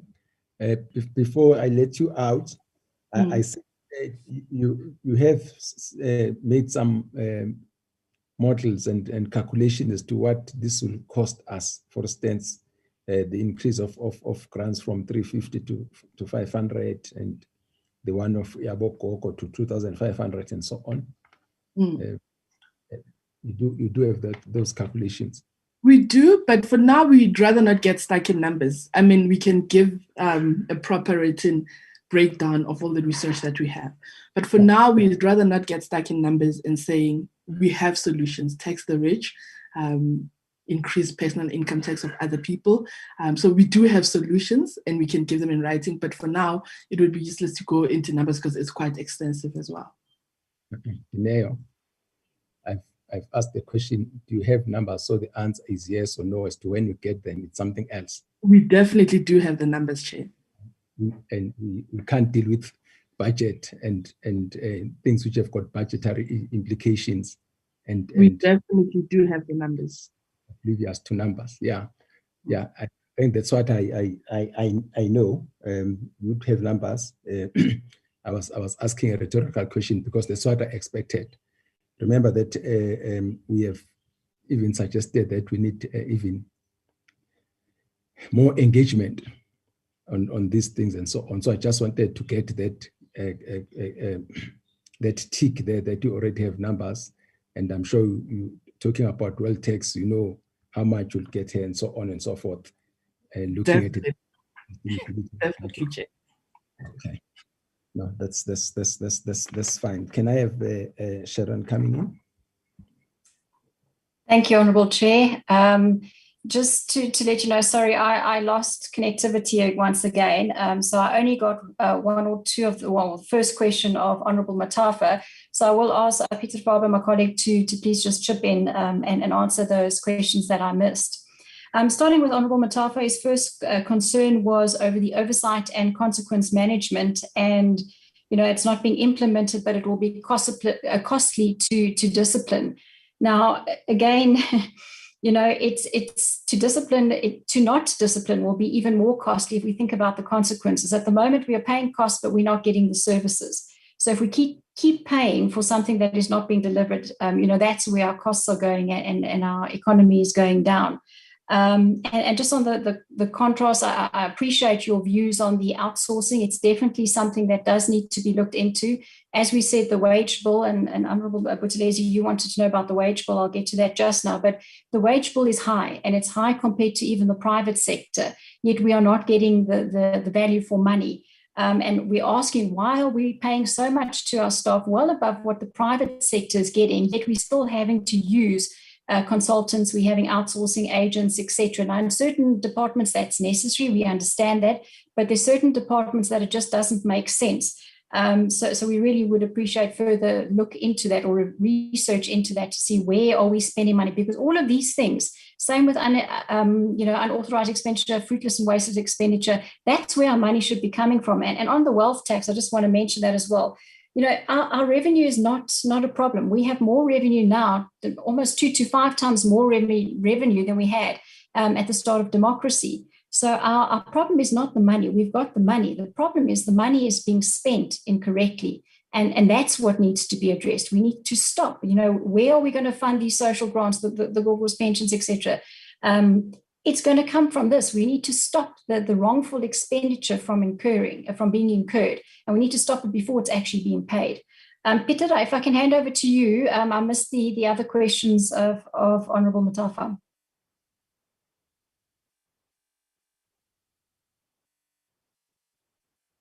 Peter, are you there? Yes, I am. Thank you. Apologies. The honourable member asked whether it is actually a good mechanism to withhold money. One, he had a concern on service delivery. I think the first thing is it's not actually a SCOA proposal. It's actually a mandate that was inserted into the Constitution by the constitutional mothers and fathers, said we should not be giving people money who can't spend it properly. And that's why the mechanism is already in both the PFMA and the MFMA and the Constitution saying Treasury must withhold this money if people are not compliant. It's as easy as that. So it is a good mechanism. And if there is, I agree, if there's a lack of accountability, it doesn't solve the accountability, but it does contribute to those who are accountable to start doing something. And I think that is the important thing. I think the other is, we've heard Treasury saying that they will give a report back on the withholding on the conditional grants, etc. The problem is we also can't do this mechanism once things have failed. This is supposed to be a mechanism as a threat and saying, well, you're not going to get the money for the next month. Fix what you're supposed to fix. Once the municipality or a provincial department, etc., has imploded, whether you give money or not, I think is neither here nor there. And I think that's the big problem here. We aren't seeing that there's a correlation between getting more money and improvements or service delivery.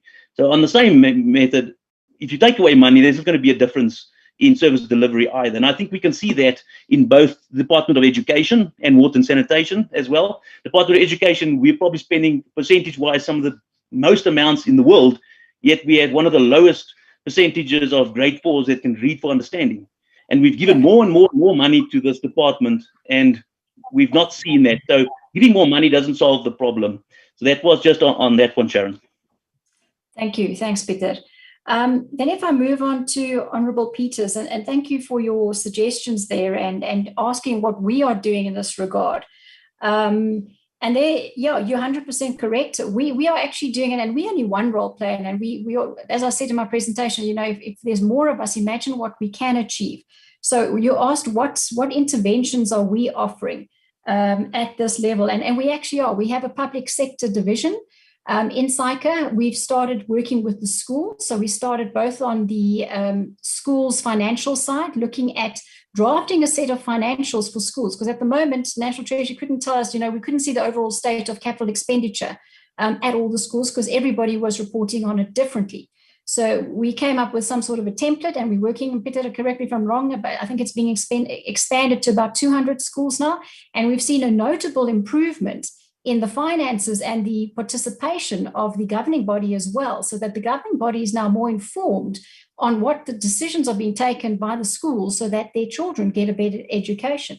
And we're doing that at, as I said, at the TVET colleges and as well as some hospitals, looking at the financial management, where we have, for instance, people shadowing the financial managers to assist them with the accounting. So we're not doing nothing. We have started, and I'm saying if more people can get involved, this is definitely something that can help government to improve the financial dilemma that it's actually sitting in, because we do know that the lack of skills is a problem, and we have extended our hand to assist, and we've been doing this for years. And as I say, it's been successful, and we will be continuing. We will be putting.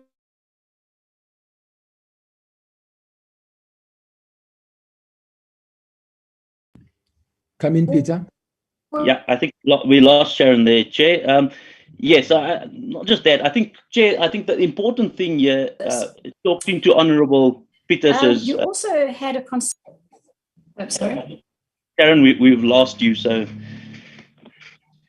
no problem, carry on, Peter.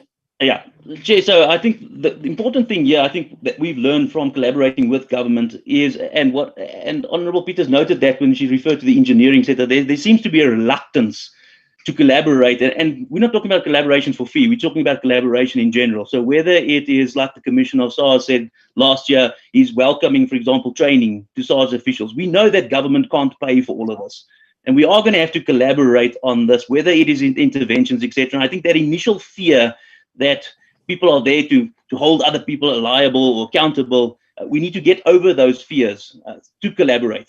In that when we collaborate, it's there that we can make things better. Finger pointing to some extent, yes, accountability, but at some stage we need to stop just pointing fingers. We actually need to start working towards, and I think that is part of the problem we face is can we actually meet each other and actually accept this collaboration, Chair? And I think that's where this committee and some of the other parliamentary committees are quite important, in that we start off somewhere in getting that collaboration going, and we're quite happy to extend that collaboration. Chair, just as to I think Honourable Sarpen made the suggestion or the comment regarding diverting of budgets to essentially equalize books. I think that is a very good suggestion. At the end of the day, if we are saying that the left hand owes the right hand money and that's leading to all sorts of anomalies, it might be exactly that this committee is exactly in the right position to say, well, it needs to do then interventions. If those who are supposed to be accountable are not doing it, maybe this committee should then say, well, let's get rid of this mountain of interdepartmental and organizational debt. Let's equalize the books, and it should be done at appropriations level. Chair, then we went on to, lastly, to your questions. You wanted us to explain our comment on labour. Firstly, our position is, and I think we made it in our detailed submission, we accept COSATU's statement that running a country is not like running a company. You can't just retrench people out of the economy. They need to work somewhere, and they need to earn a salary. But the other realities are there as well, that the public sector is not giving the productivity that they're being paid for. So there needs to be a quid pro quo here. If we are going to say that we are going to maintain jobs and salaries in the public sector, we need to then look at measures, and then this budget needs to appropriate money to implement that. How are we going to roll out things like individual performance management and oversight on productivity? Where's the budget for that? Are we actually budgeting for those implementations? If we talk about skills, are we actually budgeting money to skill people and train them? So that is our concern regarding labour, Chair. As to your question on GRAP, so the difference between the modified cash basis and GRAP, GRAP2 is what is internationally has been adopted. Hence the Accounting Standard Board's adopting in South Africa back in 2012 as well. And it's an accrual basis of accounting. Whereas modified cash basis, yes, it has some accrual elements, but it is a cash basis of accounting. It's a very crude type of accounting. And the problems we are seeing is, especially on the unauthorized expenditure, if you don't pay somebody, because it's cash accounting, you don't incur unauthorized expenditure because you haven't, but you can incur that cost. So you can get a service provider to come do the services, but you don't just pay. If you don't pay them, it's not unauthorized. And what the Auditor General has reported is that they're seeing a lot of departments, etc., what they are doing in municipalities, they are essentially incurring the cost. So they're getting a small business coming to deliver the service. The small business is just then they're not paid. And they're then rolling forward this non-payment till the following cycle when they actually have the cash available, because then it's not unauthorized expenditure anymore. But it should have been unauthorized expenditure. And if we had been on an accrual basis of accounting, you do not be able to hide that, because you would have to accrue for that amount in the current year and actually show Parliament and Treasury that you've spent the money this year, whether you've paid the creditor or not. And this has a knock-on effect, in our view, to things like non-payment, because we cannot believe that government is unable to pay people in 30 days and process an invoice. And this seems to add to that concern that the problem is maybe not the inability to process payments, it's that there's something else that's preventing the payment within 30 days, Chair. Then, Chair, just to wrap up on your statement on the credibility of the private sector, we totally agree, Chair. And to that, in the last 3 years, you would have seen, especially within SCOA as well, we redid our own governance structure, redid our board to independence. There's a whole trust reform project we're busy with, audit reform. The minister itself has taken quite severe steps in the audit regulator as well. We've totally redone our disciplinary functions to make it a lot easier to go after members, etc. And we've spent, you'd have seen, a lot more time and money in actually achieving that. Globally, since 2017, we've included what they call non-compliance rules and regulations, where members are compelled to disclose non-compliance with laws, including in the public sector, where they are to document and escalate, so they cannot walk away and ignore anymore. And I think we are quite cognizant, Chair, that this is not just a public sector problem, it is a private sector problem. And as SCOA, we've committed to both assisting both the private sector in rolling out better oversight and ethics, with ethics being a structural pillar that our board has introduced, but also then again, our role in actually advocating in fixing things on the other side as well, in how do we then show what is going wrong and hold people accountable, and also then take hands and saying, well, now that we know what's wrong, how do we jointly help fix these things, Chair? Thank you, Peter. Matthew? No, thanks, Honourable Chairperson, and to members. I think to respond to Comrade to poor Peter's suggestion of a longer debate discussion, we would always be available, Comrade Chair, especially since nowadays you don't need to be physically at Parliament with the columnists behind you physically. You can do it virtually, Comrade Chair. So we would welcome that. I think to Honourable Matafa, no, we would agree 100%, Comrade Chair. We need to introduce a culture of consequence management, which has sadly collapsed in the past decade plus. I think we've seen some initial green shoots and progress with regards to restoring that culture at ESCOM, where you've seen ESCOM started pursuing corrupt contracts, even in the private sector, recovering some of the money to the value of almost 4 billion rand. and some officials are now being dealt with. That's what needs to happen. We have a choice, Comrade Chair. Do we protect the poor? Do we protect public services? Or do we dump the consequence for corruption on them? And it seems we are choosing the latter. We're choosing to abandon the poor and public services. We're not dealing with the fundamental causes of the fiscal crisis, the corruption, etc. Comrade Chair, on the issue of vacancies, not all vacancies need to be filled, but there are certain fundamental ones which have to be filled in the Department of Health, amongst teachers, amongst police officers, etc. We can afford to reduce the amount of management posts, the amount of policy posts, especially at the top. We should be shifting people to the frontline service delivery departments.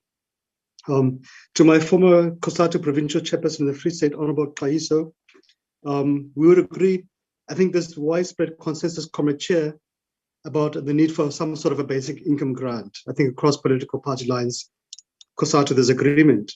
So I think, Chair, for us, when do you do it? Do you do it when you're in the worst economic crisis in 100 years, when people are absolutely destitute? Or do you kick it down the road, as government is proposing, to when times are better? That doesn't make sense, Chair. You need to have maximum social relief when times are the worst.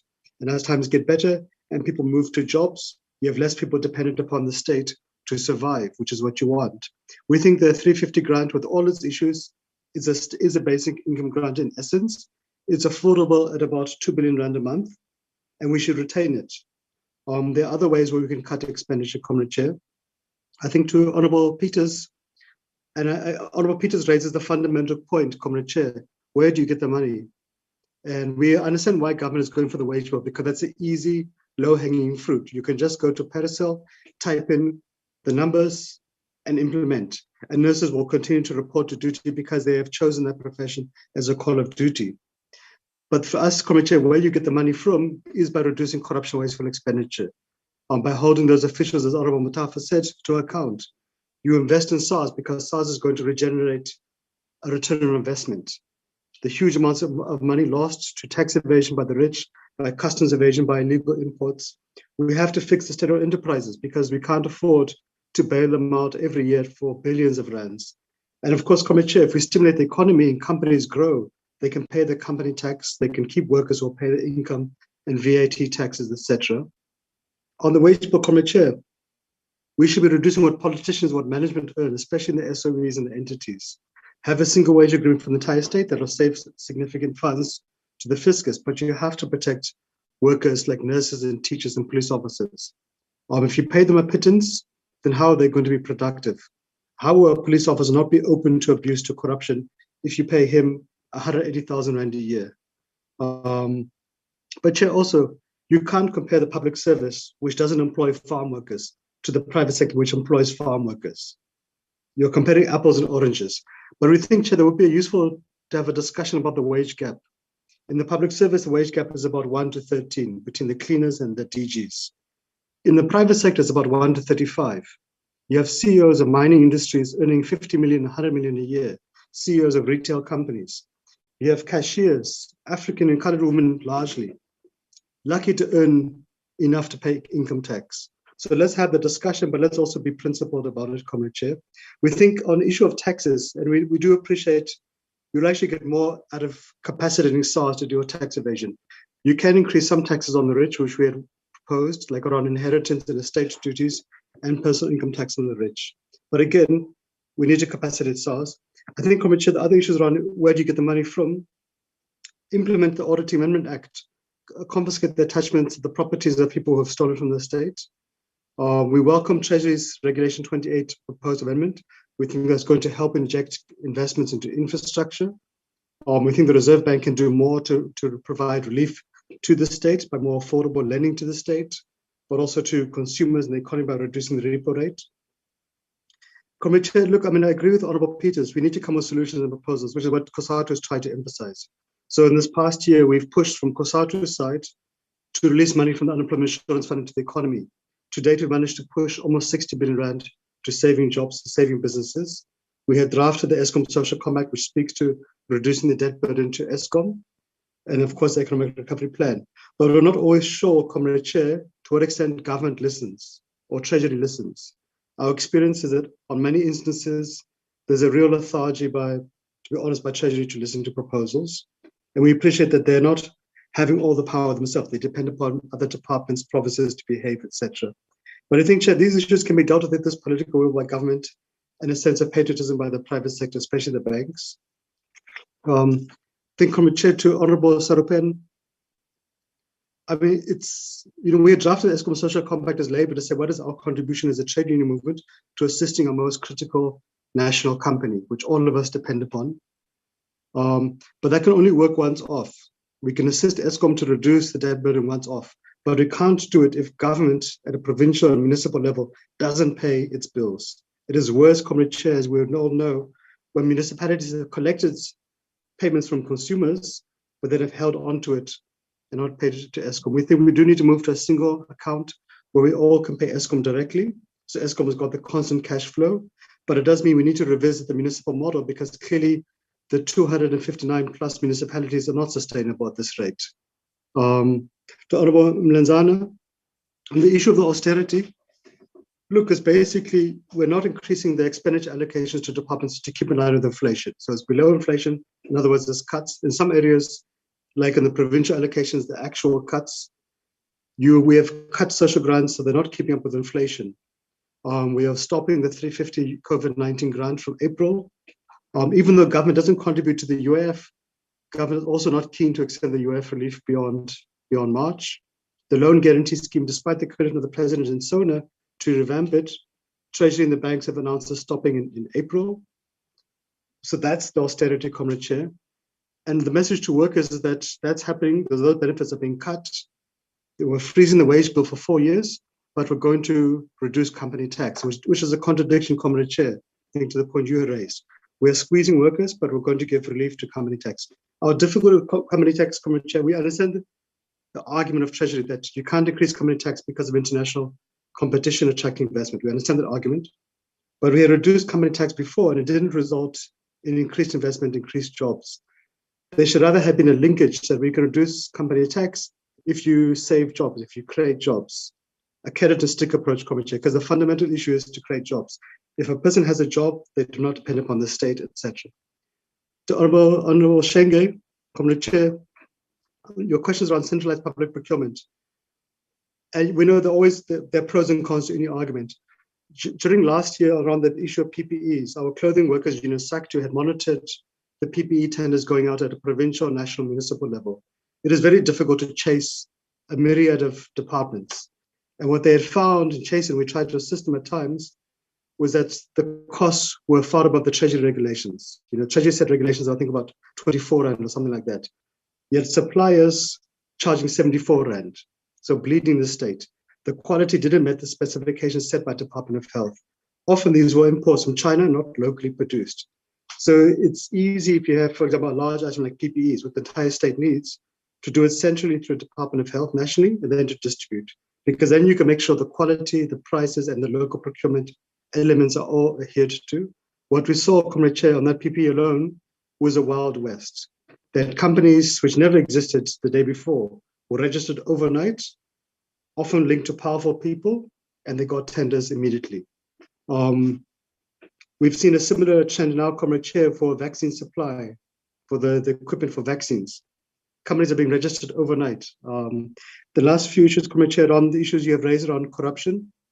Look, Comrade Chair, for public servants, just because you have a COSATU teach doesn't mean you're exempt from the laws. The law is a law.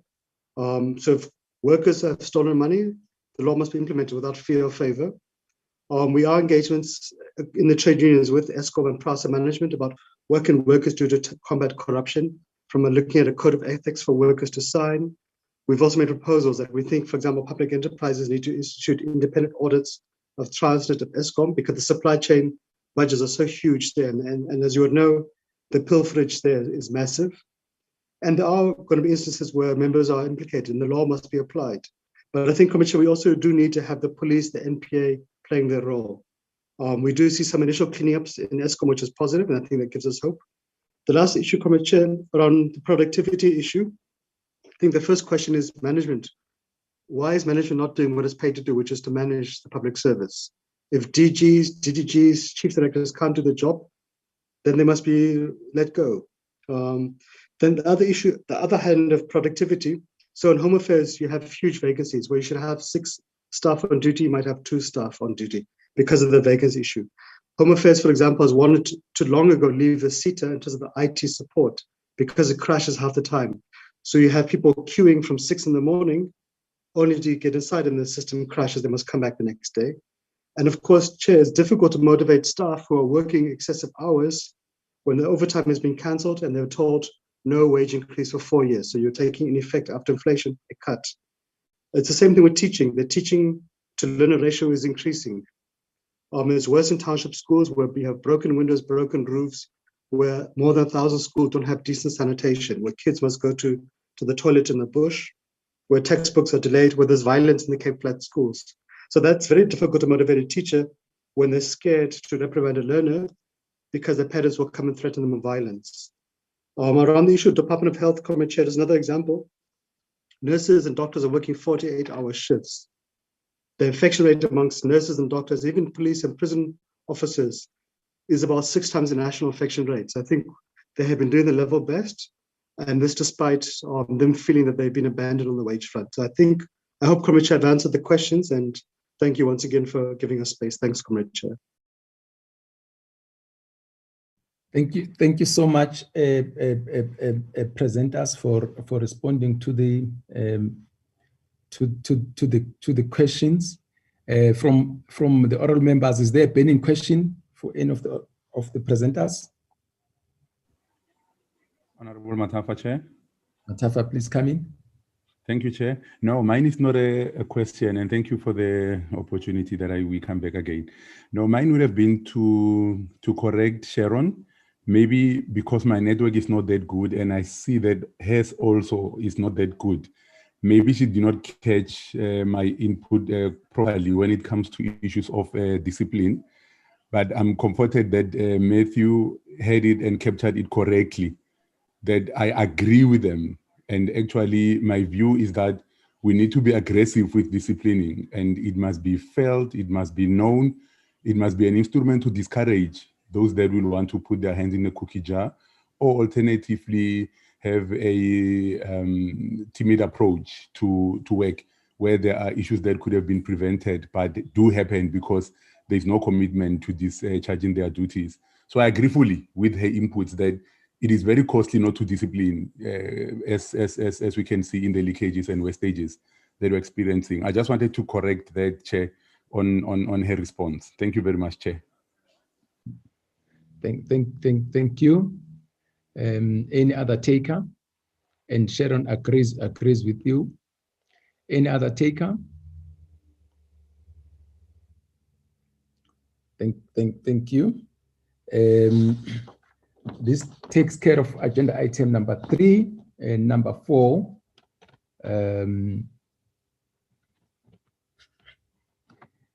Darren, any announcements from you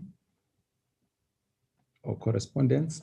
Chairperson, sorry, no announcements from me except Ms. Digale apologized after the meeting has commenced. So I just wanted to bring that to the attention of the members. Hello, Chair. Yes. Hello, Chair. Yes. Hello, Chairperson. I'm listening. Yes, I quickly rushed to this meeting after that one was finished. So I'm in now. And thanks that Darren noted my apology. Thank you, Chair. Thank you. I'm sure the apologies that you are going to be in late. Okay, thank you. We are noting that. Honorable members, thank you so much. Let me take this opportunity again to thank Amanda Mobi, South African Institute of Chartered Accountants, COSATU, for your inputs as far as the Division of Revenue Bill is concerned. You must know that the committee takes your input seriously, and your inputs do inform our view on a number of issues. We may not agree with everything that you are saying, but one thing for sure is that you do help us to widen our horizon on a number of things. We appreciate that. This takes us to the end of the meeting, and the meeting it's adjourned. Thank you. Thank you, Chair. Thank you, Chairperson.